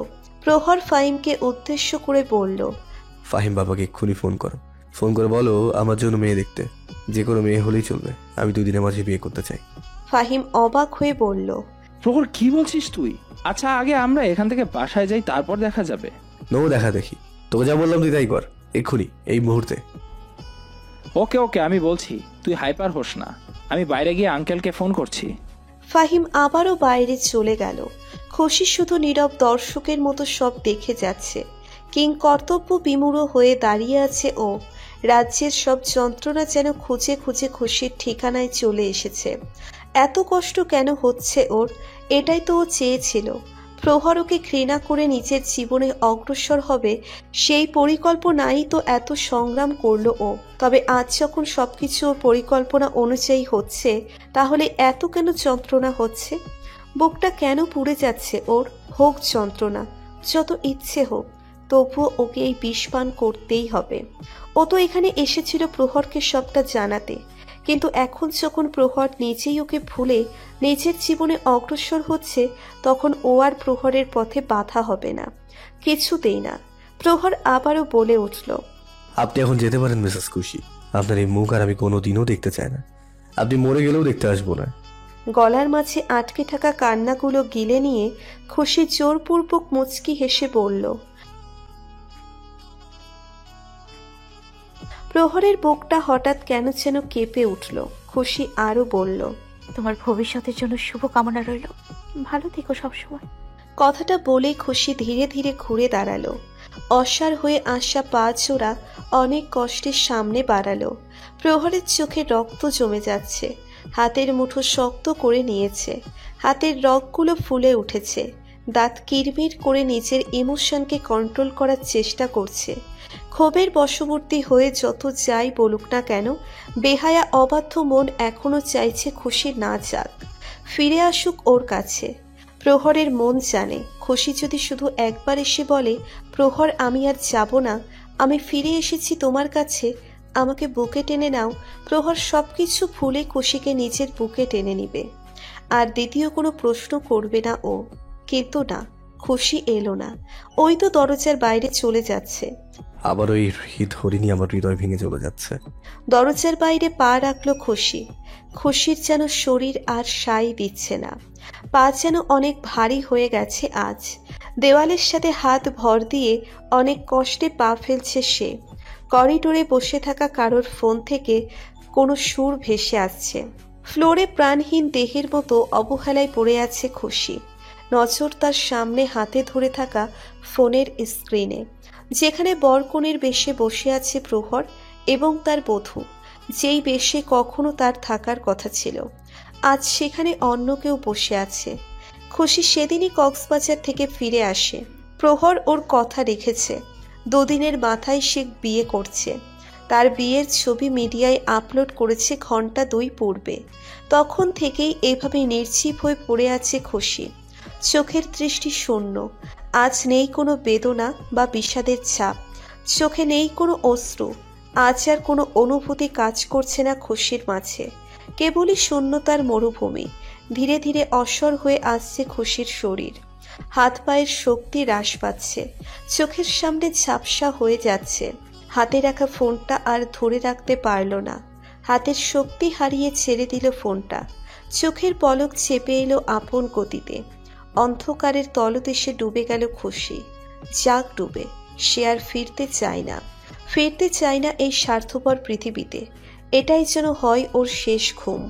অশান্তি, অস্থির, চপল, অধীর ব্যাকুলতা, এমন সব শব্দের আরও যত অনুভূতি আছে, এই সব কিছুরই প্রতিফলন ঘটছে আপাতত প্রহরের শরীর মন জুড়ে। ক্রোধ আর জেদের বশে বিয়ে তো করতে চেয়েছে ও, আর ওর জেদ মেনে মেয়ে ঠিক করে বিয়েও পাকা করে ফেলেছে জিদার সাহেব। প্রহর একবারের জন্যেও মেয়েটিকে দেখেওনি, শুধু বলেছে দুদিনের মাঝেই বিয়ে করবে। তাই ওর কথা মতো আজ ঘরোয়াভাবে বিয়ের আয়োজন করা হয়েছে। তবে বিয়ের সময় যত ঘনিয়ে আসছে, ততই অস্থিরতায় জ্বলে পুড়ে পড়ছে ও। অশান্তিতে মাথা ফেটে যাচ্ছে, এক মুহূর্তের জন্যেও শান্তি পাচ্ছে না। মনে হচ্ছে অনেক খারাপ কিছু হতে চলেছে, অতি মূল্যবান কিছু একটা ছুটে যাচ্ছে ওর হাত থেকে। বিয়ে পড়ানোর জন্য নিচে আনা হয়েছে প্রহরকে। এখানে এসে ওর অশান্তি আরো বেড়ে যাচ্ছে, হাত পায়ের মাঝে নিষ্পিস করছে, অস্থিরভাবে পা দোলাচ্ছে আর হাতের তালু ঘষছে। গলা শুকিয়ে যেন মরুভূমি হয়ে যাচ্ছে ওর। মনে হচ্ছে চারপাশ থেকে বিষাক্ত বিচ্ছুর দল ওকে কামড়াতে এগিয়ে আসছে। একটু পরে কনেকে নিয়ে আসা হলো। কনেকে নিয়ে এসে প্রহরের বসানো হলো। প্রহর একেবারের জন্যেও মুখ তুলে তাকালো না সেদিকে। তবে কনেকে ওর পাশে বসাতেই প্রহরের অশান্তি যেন এবার শিখরে পৌঁছে গেল। মনে হচ্ছে কেউ ওর সারা শরীরে আগুন ঢেলে দিয়েছে। গলা কাটা মুরগির ন্যায় ছটফট করছে ওর অন্তর বাহির। ওর পাশে তো শুধু ওর খুশি বসবে, আর কারোর অধিকার নেই। কারণ না, তাহলে এই মেয়েটা কেন বসেছে ওর পাশে? মেয়েটার এত সাহস কি করে হলো? কিছুক্ষণের মধ্যেই কাজী বিয়ে পড়ানো শুরু করলো। এবার যেন প্রহরের নিঃশ্বাসই বন্ধ হয়ে আসছে। না, আর পারছে না ও। এখানে আর এক সেকেন্ডও বসে থাকলে ও দমবন্ধ হয়ে মরে যাবে। কাজী সাহেব যখন কবুল বলতে বলল, তখন হঠাৎ প্রহর ঠাস করে উঠে দাঁড়ালো। সবাই হতবাক হয়ে তাকালো ওর দিকে। প্রহর ওর বাবার সামনে এসে করুণ সুরে বলল, আই কান্ট বাবা, আই এম সরি। প্রহরের মনের অবস্থান সম্পর্কে ভালোভাবেই অবগত ওর বাবা, তাই তিনি বাধা দিলেন না প্রহরকে। চোখের ইশারায় প্রহরকে আশ্বস্ত করল। ব্যাস, প্রহর আর একটা মুহূর্ত অপেক্ষা করল না, এক ছুটে বেরিয়ে গেল বাইরে। ফুল স্পিডে গাড়ি চালাতে চালাতে নিচের শেরওয়ানির বোতামগুলো এক হাতে টেনে হিঁচড়ে খুলে ফেলল প্রহর। ও জানে না ও কি করছে, কোনটা ভুল কোনটা ঠিক তাও জানে না। ভালো মন্দের বিচার করার স্থিতি নেই এখন ওর মাঝে। শুধু জানে এই মুহূর্তে ওর খুশির কাছে যেতে হবে, তাছাড়া ওর এই অশান্ত ঝড় শান্ত হবে না। ও জানে না কেন যাচ্ছে ও খুশির কাছে, কিবা বলবে গিয়ে। শুধু জানে এই মুহূর্তে খুশিকে না দেখতে পেলে ওর দম বন্ধ হয়ে যাবে। তাই যে করেই হোক ওর খুশিকে দেখতেই হবে। একটানা 5-6 ঘন্টা যাবৎ ড্রাইভ করার পর খুলনা জেলার খুশির গ্রামে এসে পৌঁছল প্রহর। কক্সবাজারের রিসোর্ট থেকে খুশির ঠিকানা সংগ্রহ করেছিল প্রহর। সেই ঠিকানায় এসে পৌঁছিয়েছে ও। সময় তখন প্রায় রাত 10টা। গাড়ি থেকে নেমে দ্রুত পায়ে এগুলো বাসার দরজার দিকে। বুকের মাঝে অসম্ভব ধুকপুক করছে। না জানি খুশিকে দেখলে ও কি বলবে, কিন্তু এসব কিছু এখন ভাবার সময় নেই ওর। যা হবার হবে। দরজার কাছে এসে কলিং বেল চাপল প্রহর। একটু পরে একজন মহিলা এসে দরজা খুলে দিল। প্রহর দেখে বলল, জি, আপনি কাকে চান? প্রহর গলা ছেড়ে বিনয়ী সুরে বলল, যে আমি মিসেস খন্দকারের সাথে দেখা করতে চাই। জি বলুন, আমি মিসেস খন্দকার। প্রহর ভাবল মহিলাটি হয়তো বুঝতে পারেনি, তাই সে আবার বলল, যে এটা কি জরিফ খন্দকারের বাড়ি না? হ্যাঁ। তো আমি একটু ওনার স্ত্রীর সাথে দেখা করতে চাই। হ্যাঁ বলুন, আমি ওনার স্ত্রী। মহিলাটির কথায় প্রহর হতভম্ব হয়ে গেল। কি বলছেন ইনি? উনি যদি মিস্টার জরিফের স্ত্রী হন তাহলে খুশি কই? আমি কি ভুল ঠিকানায় আসলাম নাকি আমার বুঝতে কোথাও ভুল হচ্ছে? প্রহর এবার সরাসরি জিজ্ঞেস করল, যে আমি আসলে খুশির কথা বলছিলাম। ও কি এ বাড়িতে থাকে? খুশি? ও এই বাড়িতে থাকবে কেন? খুশি তো ওদের বাড়িতে আছে। আপনি বোধহয় ভুলে এখানে চলে এসেছেন। এইটা তো খুশির মামার বাড়ি, জারিফের ফুপুর মেয়ে খুশি। স্তব্ধ হয়ে গেল প্রহর। বিস্ময়ে থমকে গেল ও। নিজের কানকে বিশ্বাস হচ্ছে না ওর। মহিলাটি কি সত্যিই বলছে? তার মানে কি খুশি মিথ্যে বলেছে ওকে? খুশির কি তাহলে বিয়ে হয়নি? এই মুহূর্তে প্রহরের কি অনুভূতি হচ্ছে তা ও নিজেই জানে না। মনে হচ্ছে নতুন করে এক আশার আলো জ্বলছে মনে। প্রহর জিহ্বা দিয়ে ঠোঁট ভিজিয়ে থমকিত কণ্ঠে বলল, খুশির বাড়িটা কোন দিকে? মহিলাটি হাত উঠিয়ে সামনে ইশারা করে বলল, ওই তো সামনের রাস্তা দিয়ে এগিয়ে চলে গেলে 4 বাড়ি পরেই ওদের বাড়ি। জি, অনেক ধন্যবাদ। প্রহর দ্রুত পা ফেলে সেদিকে এগিয়ে গেল। এইটুকু রাস্তা যেন আজ 1000 মাইলের দূরত্ব মনে হচ্ছে। মনের মাঝে তুমুল তোড়পাড় চলছে প্রহরের। হৃদস্পন্দনের গতি বেড়ে যাচ্ছে অস্বাভাবিকভাবে। মস্তিষ্ক জুড়ে চলছে নানান প্রশ্নের বেড়াজাল। খুশির কি সত্যি বিয়ে হয়নি? তাহলে মিথ্যা কেন বললো আমাকে? ওকে কিছু লোকাচ্ছে আমার কাছ থেকে? কিন্তু কি? নাকি আমি আবার ভুল বুঝছি? এসব কিছু জবাব এখন একমাত্র খুশিই দিতে পারবে, আর আজ ওকে জবাব দিতেই হবে, যাই হয়ে যাক না কেন। ভাবনা চিন্তার মাঝেই প্রহর এই মহিলার বর্ণনা অনুযায়ী খুশির বাড়ির সামনে চলে এলো। তবে বাড়ির সামনে অ্যাম্বুলেন্স দাঁড়িয়ে থাকতে দেখে ভ্রু কুঁচকে এলো প্রহরের। অজানা কোনো ভয়ে প্রচুর অশান্ত হয়ে গেল মনটা। অ্যাম্বুলেন্স? খুশির বাড়ির সামনে অ্যাম্বুলেন্স কি করছে? কারো কি কিছু হয়েছে? খুশির কিছু? না না, কি ভাবছি? খুশির কি হবে? ওর কিছু হবে না, ও একদম ঠিক আছে। আমি নিশ্চয়ই আবারও ভুল বাড়িতে চলে এসেছি। হ্যাঁ, এটা খুশিদের বাড়ি না। নিজের মনকে এসব বোঝ দিয়ে ওখান থেকে সরে যেতে কদম বাড়ালো প্রহর। তবে এক কদম এগুতেই হঠাৎ হৃদস্পন্দন অসম্ভব জোরে অধিকম্প আরম্ভ করে দিল। থমকে গেল প্রহরের কদম, আর এগোতে পারল না ও। ধীরে ধীরে পাশে ফিরে তাকালো প্রহর। বাড়ির দরজা দিয়ে কয়েকজন মিলে একটা স্ট্রেচার ঠেলে নিয়ে আসছে। তবে স্ট্রেচারে অক্সিজেন মাস্ক পরা অবস্থায় জ্ঞানহীন খুশিকে দেখে প্রহরের মাথায় যেন আকাশ ভেঙে পড়ল। মুহূর্তেই পুরো পৃথিবী থমকে গেল ওর। অনুভূতিরা সব শূন্যের কোঠায়। চোখের সামনে যা দেখছে তা কোনো মতেই মানতে চাইছে না ও। এটা আমার খুশি না, এ হতেই পারে না, এটা খুশি। আমি নিশ্চয়ই ভুল দেখছি, মাথা নষ্ট হয়ে গেছে আমার, কিসব আবল তাবল দেখছি আমি। প্রহর চোখ বন্ধ করে জোরে জোরে নিঃশ্বাস টেনে নিজের মাথার এলোমেলো ভুল ভাবনাগুলোকে ঝেড়ে ফেলতে চাইল, কিন্তু না, বাস্তবতা ওকে আবারও প্রবল বেগে আঘাত করল। চোখ খুলে তাকিয়ে সেই একই দৃশ্য দেখতে পেল প্রহর। এতক্ষণে খুশির পরিবারের সবাই বেরিয়ে এসেছে। কান্নারত নিভানকে দেখে প্রহরের সব ভ্রম পরিষ্কার হয়ে গেল। মন না মানলেও ওকে এই বিষাক্ত সত্যটা মানতেই হলো। আতঙ্কে হৃৎপিণ্ড প্রচণ্ড বেগে কাঁপছে। হাত পায়ের বোধশক্তি যেন হারিয়ে ফেলছে প্রহর। কোনো রকমে কাঁপা কাঁপা পায়ের সামনে এগুলো প্রহর। তারপর হঠাৎ এক ছুটে চলে গেল খুশির কাছে। খুশির কাছে দুই হাতে খুশির মুখটা ধরে ভয়ার্থ কম্পিত গলায় বলল, খুশি, এই খুশি, খুশি রানী, কি হয়েছে তোমার? এইভাবে শুয়ে আছো কেন? এটা সব কি লাগিয়ে রেখেছো? প্লিজ ওঠো না, কথা বলো না আমার সাথে। হঠাৎ প্রহরকে দেখে সবাই হতবাক হয়ে গেল। অপরিচিত কাউকে খুশির জন্য এমন পাগলামি করতে দেখে বিস্মিত হয়ে গেল সবাই। খুশির বাবা রাকিব হাসান প্রহরের হাত ধরে খুশির কাছ থেকে সরিয়ে দিয়ে বলল, এই ছেলে, কে তুমি? আমার মেয়েকে কিভাবে চেনো? প্রহর কিছু বলতে যাবে তার আগেই আচমকা নিভান এসে প্রহরকে জড়িয়ে ধরে কেঁদে দিল। কাঁদতে কাঁদতে বলল, ভাইয়া, কোথায় ছিলে তুমি? এত দেরি কেন করলে আসতে? তুমি তো বলেছিলে তুমি আপুকে সবসময় ভালো রাখবে, কখনো কোনো কষ্ট পেতে দিবে না। তাহলে আমার আপু এত কষ্ট পাচ্ছে কেন? আপুর এত কষ্ট আমার সহ্য হচ্ছে না ভাইয়া, প্লিজ আমার আপুকে ঠিক করে দাও তুমি। প্রহর কি বলবে? ও তো নিজেই রক্তশূন্য হয়ে পড়ছে। নিভানের কথায় মনে হচ্ছে ওর কলিজায় কেউ খামছে ধরেছে। খুশির যে কিছু একটা হয়েছে এই বিষাদময় সত্যটা না চাইতেও ওকে মানতে হচ্ছে। নিভানের কথায় খুশির পরিবারও এতক্ষণে বুঝে গেল ছেলেটা কে। খুশির বাবা প্রহরের দিকে তাকিয়ে বলল, তাহলে তুমি কি প্রহর? প্রহর বলে উঠল, জি আঙ্কেল, আমি প্রহর। আঙ্কেল, খুশির কি হয়েছে? ওকে এইভাবে নিয়ে যাওয়া হচ্ছে কেন? প্লিজ বলুন না।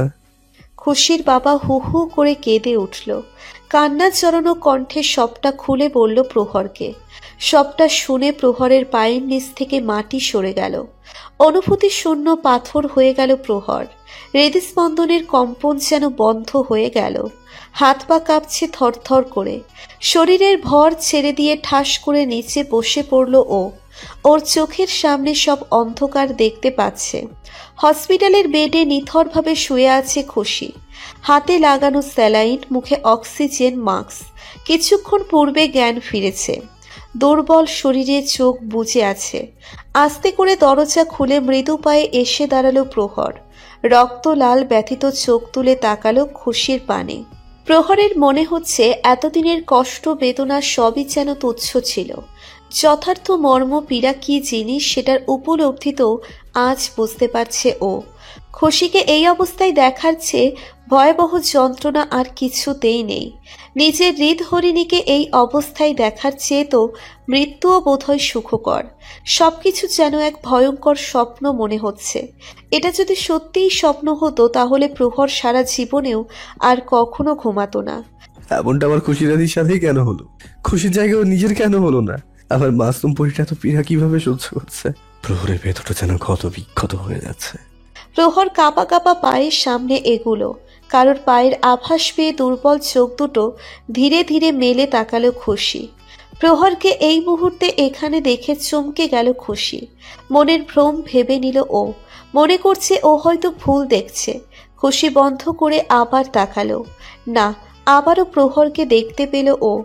আঁতকে উঠল খুশি। প্রহর, ও এখানে কি করছে? ওর না আজকে বিয়ে? তাহলে কি ও সব জেনে গেছে? না না, এ হতে পারে না, ও জানতে পারে না কিছু। খুশি নাকের অক্সিজেন মাস্কটা খুলে রেখে জোরপূর্বক হাসার চেষ্টা করে বলল, আরে তুমি এখানে কোনো কাজে এসছো বুঝি? আসলে আমার হালকা একটু মাথা ব্যথা করছিল, তুমি তো জানোই এমন সময় এসব একটু আধটু হয়। তো তাই আমার হাজবেন্ড এখানে নিয়ে এসছে। ও না একটু বেশি পাগল, আমার একটুখানি কিছু হলেই পাগল হয়ে যায়, সাথে সাথে হসপিটালে নিয়ে আসে। খুশির কথার প্রহরের মাঝে কোনো প্রতিফলন দেখতে পাচ্ছে না। প্রহর একইভাবে খুশির দিকে বেদনার্ত করুণ চোখে তাকিয়ে ধীরে ধীরে এসে খুশির বেডের পাশে এসে ফ্লোরে হাঁটু গেড়ে বসে পড়ল। লাল অশ্রুসিক্ত চোখে স্থির দৃষ্টিতে খুশির মুখপানে তাকিয়ে রইল। প্রহরের এই চাহনি দেখে খুশি বুঝে গেল প্রহর নিশ্চয়ই সব জেনে গেছে। খুশি প্রহরের এই চাহনি নিতে পারছে না। খুশি ধরা গলায় বলল, এমন ভাবে তাকাবে না, তাকাবে না এভাবে আমার দিকে। প্রহরের চোখে নোনা জল নীরবে গড়িয়ে পড়ছে। প্রহর কান্না চড়ানো কণ্ঠে বলে উঠল, I hate you. I hate you, খুশি। I hate you. I just hate you. তুমি এতটা স্বার্থপর কিভাবে হতে পারলে? আমি তো তোমাকে আমার জীবনের সুখের ভাগিদার করতে চেয়েছিলাম, কিন্তু তুমি তো আমাকে তোমার দুঃখের ভাগিদার হবারও সুযোগ দিলে না। কিভাবে হলে এতটা স্বার্থপর? সব কষ্টগুলো একাই নিতে যাচ্ছিলে। সম্পর্কটা তো আমাদের দুজনের ছিল, তাহলে তুমি একাই কিভাবে দুজনের ফয়সালা করে ফেললে? কেন বলো? খুশিও পারল না চোখের বাঁধ আটকে রাখতে। কান্নাচরিত কণ্ঠে বলল, কারণ আমি তোমাকে আমার এই অনিশ্চিত জীবনের সাথে জড়াতে চাই না, যেখানে আমার জানা নেই আর কয়টা দিন আমার আয়ু আছে। আজকের দিনটাও পার করতে পারবো কিনা তার ভরসা নেই। প্রহর আর থাকতে পারল না। উঠে গিয়ে খুশিকে আষ্টে পৃষ্ঠে জড়িয়ে হু হু করে কেঁদে উঠল। কাঁদতে কাঁদতে বলল, কিচ্ছু হবে না তোমার, আমার কলিজাটা কিচ্ছু হবে না। আমি কিছু হতেই দেবো না, তুমি একদম সুস্থ হয়ে যাবে। খুশিও প্রহরকে জড়িয়ে ধরে কেঁদে উঠল। কিছুক্ষণ পর প্রহর নিজেকে একটু সামলে নিয়ে খুশির চোখের পানি মুছে দিয়ে কপালে চুমু খেয়ে মায়াভরা কণ্ঠে বলল, আর কাঁদে না, আমি এসে গেছি না, সব ঠিক করে দেবো। খুশির হঠাৎ প্রহরের বিয়ের কথা মনে পড়ল। খুশি প্রহরকে ছেড়ে দিয়ে চোখ নামিয়ে মলিন কণ্ঠে বলল, তোমার এখান থেকে যাওয়া উচিত প্রহর। তুমি এখন অন্য কারোর, বিয়ে হয়ে গেছে তোমার। প্রহর স্বাভাবিক সুরে বলল, হ্যাঁ বিয়ে তো হয়েছে, তাও 2 বছর আগে, এবার দুষ্টু পরির সাথে, আর আমি আমার বউয়ের কাছেই আছি। খুশি বিস্ময়কর চোখে তাকিয়ে বলল, মানে তুমি কি আজ বিয়ে করনি? বউ থাকতে বিয়ে করবো কেন? হেয়ালি করো না, ঠিক করে বলো। আরে না রে পাগলি, প্রহরের জীবনে খুশি ব্যতীত অন্য কোনো নারীর জায়গা নেই। হ্যাঁ আগের মাথায় বিয়ের সিদ্ধান্ত নিয়েছিলাম, কিন্তু শেষ পর্যন্ত আর ক্ষমতা হয়নি আমার জীবন যে শুধুই আমার খুশিময়। তুমি ভাবলে কিভাবে আমি তোমাকে ছাড়া কখনো ভালো থাকবো? তুমি বিহীন তো আমার হৃদয়ের স্পন্দনই চলবে না। ভালো থাকা তো অনেক দূরের কথা। তাহলে ওই ছবি? কোন ছবি? খুশি প্রহরের ফোনটা নিয়ে ওই ছবিটা বের করে দেখালো। প্রহর ছবিটা দেখে বলল, আর এটা হয়তো ফাহিম কোনো এক সময় তুলে আপলোড করে দিয়েছে। তার মানে সত্যি তুমি বিয়ে করনি? হুম, আমার একটা মিষ্টি এত একটা বউ থাকতে আবার করবো কেন? আমার বাস তুমি হলেই চলবে, আর কখনো আমাকে ছেড়ে যাওয়ার কথা স্বপ্নেও ভাববে না। শুধু এইভাবেই আমাদের পাশে থেকো, বাদ বাকি আমি সব ঠিক করে দেবো। আবারও খুশির কপালে চুমু খেয়ে বুকে জড়িয়ে নিল। খুশিও হার মেনে নিল। চেষ্টা তো কম করেনিও, কিন্তু নিয়তির হয়তো অন্য কিছুই ইচ্ছে, তাই সবকিছু ভাগ্যের উপর ছেড়ে দিল। যা হবার হবে। প্রহরকে আর দূরে সরাবে না ও। মৃত্যুর সময় ওর মুখটা দেখে মরলে তাও হয়তো শান্তি পাবে। তাই দীর্ঘশ্বাস ছেড়ে পরম আবেশে প্রহরের বুকে লুকিয়ে পড়ল। দেখা যাক ভাগ্য ওদের কাহিনীর কি মোড় দেয়। প্রহর বসে আছে খুশির বাবা মায়ের সামনে। খুশি আপাতত বেডে রেস্ট নিচ্ছে। প্রহর খুশির বাবাকে এ যাবৎকালের সব ঘটনায় বিস্তারিত খুলে বলল। সব শুনে খুশির বাবা মাও বাকরুদ্ধ হয়ে গেল।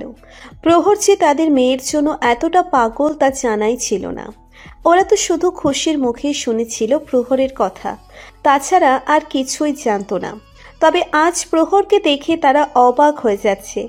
অন্য কেউ হলে তো এতদিনে কবে খুশিকে ভুলে অন্য কাউকে বিয়ে করে নিত। ছেলেটা কত ভালোবাসে খুশিকে।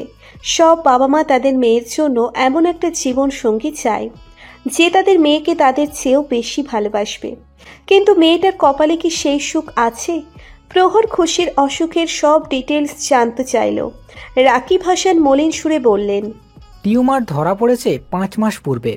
ডক্টর বলেছে অপারেশন করা গেলে ঠিক হয়ে যাবে, তবে এই অপারেশনে অনেক রিস্ক। 90%ই আনসাকসেসফুল হওয়ার ভয় আছে। তবুও আমরা সাহস করে করাতে চাইছিলাম, কিন্তু খুশি কিছুতেই রাজি হয় না। ও বলে সে অপারেশন থিয়েটারে মরতে চায় না, এমনিতেই যে কয়েকদিন বাঁচতে পারে বাঁচবে। আমরাও ওর জেদের কাছে হার মেনে নিয়েছি। প্রহর বলে উঠল, আঙ্কেল, আমার কাছে 90% আনসাকসেসফুল হওয়াটা বড় কথা না, বড় কথা হলো 10% সাকসেসফুল হওয়ার কথাটা। আর এটাই আমার বিশ্বাস গাঢ় করার জন্য যথেষ্ট। তবুও তো 10% আছে। আরে শুধু 1% চান্সে যদি থাকতো তবু আমি ভরসা হারাতাম না। আল্লাহর উপর আমার ভরসা আছে, তিনি হয়তো আমাদের পরীক্ষা নিচ্ছেন। তবে আমি জানি তিনি সব ঠিক করে দেবেন। আর খুশি চিন্তা করেন না, আমি ওকে রাজি করাবো। ঠিক আছে বাবা, তুমি যেটা ভালো বোঝো তাই করো, বাট আমার মেয়েটা যেন ঠিক হয়ে যায়। আমার সেই হাসি খুশি প্রাণ চঞ্চল মেয়েটা যেন আবার ফিরে আসে। আর কিছু চাই না আমাদের। আঙ্কেল, আমি খুশিকে আজই ঢাকায় নিয়ে যেতে চাই। ঢাকায় আমি ওকে দেশের সব থেকে বড় নিউরোসার্জনকে দেখাবো। আঙ্কেল, আপনি হয়তো বুঝতে পারেননি আমার কথা। আমি খুশিকে আমার বউ করে নিয়ে যেতে চাই। আমি আজই খুশিকে বিয়ে করতে চাই। আমার বাবাকেও ফোন করে দিয়েছি, সেও কিছুক্ষণ পর চলে আসবে। রাকিব হাসান এবং তার স্ত্রী মুখ চাওয়াচাওয়ি করতে লাগলো। তারা বুঝতে পারছেন না এই মুহূর্তে তাদের কি বলা উচিত। রাকিব হাসান বলে উঠলেন, কিন্তু বাবা, এটা কি করে সম্ভব? খুশি এই অবস্থায় এই মুহূর্তে বিয়ে? তুমি সব ভেবেচিন্তে বলছো তো? হ্যাঁ আঙ্কেল, একদম সুস্থ মাথায় বলছি। আমি একবার খুশিকে হারিয়েছি, আর কোনো রিস্ক আমি নিতে পারবো না। খুশিকে আমি আর এক মুহূর্তের জন্য নিজে থেকে দূরে রাখতে পারবো না। আমি আজ এক্ষুনি খুশিকে আমার বউ করতে চাই। এখন থেকে খুশির সব দায়িত্ব একান্তই আমার। ওর ভালো মন্দ সব কিছু দেখাশোনা দায়িত্ব আমার। দরকার হলে ওকে আমি দেশের বাইরে নিয়ে যাব। আল্লাহর সহায় থাকলে সব ঠিক হয়ে যাবে। কিন্তু খুশি কি রাজি হবে? ও চিন্তা করেন না, আমি ওকে মানিয়ে নেব। ঠিক আছে, আমি তাহলে গিয়ে খুশির ডিসচার্জ পেপার রেডি করছি। ডক্টর বলেছে স্যালাইন শেষ হলে ওকে বাসায় নিয়ে যেতে পারবো। ওকে। খুশিতে বাসায় নিয়ে আসা হয়েছে মাত্রই বাড়ির সামনে এসে গাড়ি থামিয়ে প্রহর খুশিকে কোলে করে নামালো গাড়ি থেকে। বাবা মায়ের সামনে এভাবে কোলে নেওয়ার খুশি একটু থতমত খেয়ে গেল, কিন্তু প্রহরের সেসবে ভ্রুক্ষেপ নেই। নিভান এদিকে শুধু ঠোঁট টিপে হাসছে। প্রহর খুশিকে কোলে নিয়ে এসে খুশির রুমের বেডে আস্তে করে শুইয়ে দিল। খুশির গালে হাত বুলিয়ে বলল, এখন ঠিক লাগছে তোমার? কিছু খাবে? খুশি আস্তে করে মাথা নেড়ে বলল, না, আমার কিছু খেতে ইচ্ছে করছে না। আর দেখ প্লিজ, আমাকে সবসময় এমন রোগীদের মতো এক্সট্রা কেয়ার করবে না প্লিজ, আমার এসব ভালো লাগে না। প্রহর খেয়াল করছে খুশি কথা বলার সময় ওর দিকে তাকাচ্ছে না। প্রহর ভ্রু কুঁচকে বলল, কি হয়েছে খুশি? আমার দিকে তাকাচ্ছ না কেন? খুশি অভিমানী সুরে বলল, এমনি, তুমি প্লিজ আগে গিয়ে চেঞ্জ করে এসো। প্রহর কপাল কুঁচকে নিচের গায়ে একটু শুকে দেখলো কোনো দুর্গন্ধ আছে কিনা, তারপর বলল, চেঞ্জ কেন? আমার কাছ থেকে কি কোনো দুর্গন্ধ আসছে? জানি না, তুমি চেঞ্জ করে আসো ব্যাস।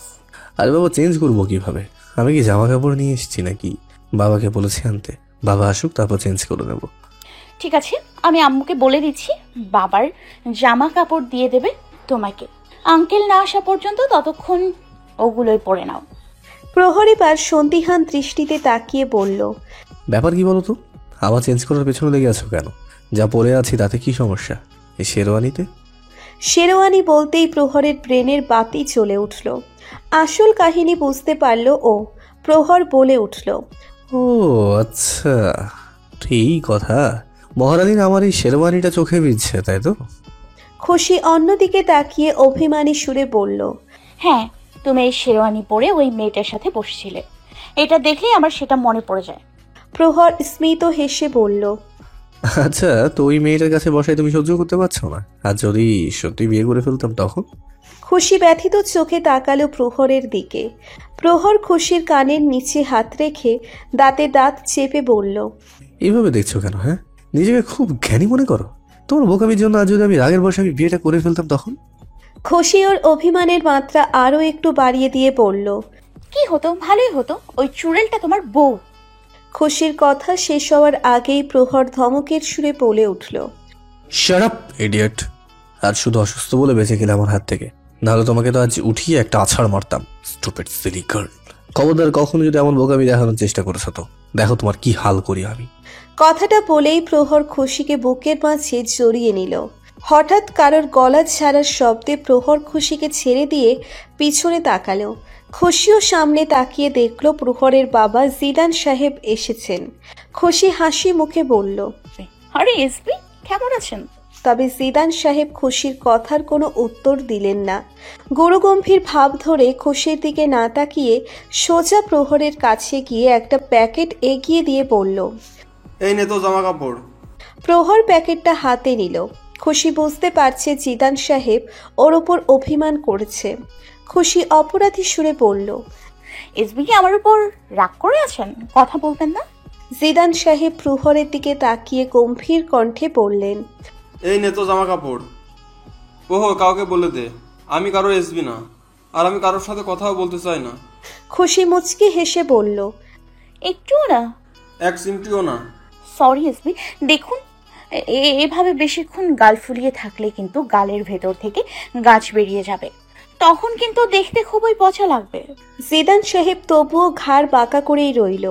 খুশি আরো অনুনয়ের সুরে বলল, প্লিজ এসবি, সরি না, দেখুন এবার কথা না বললে কিন্তু আমি কেঁদে দিব।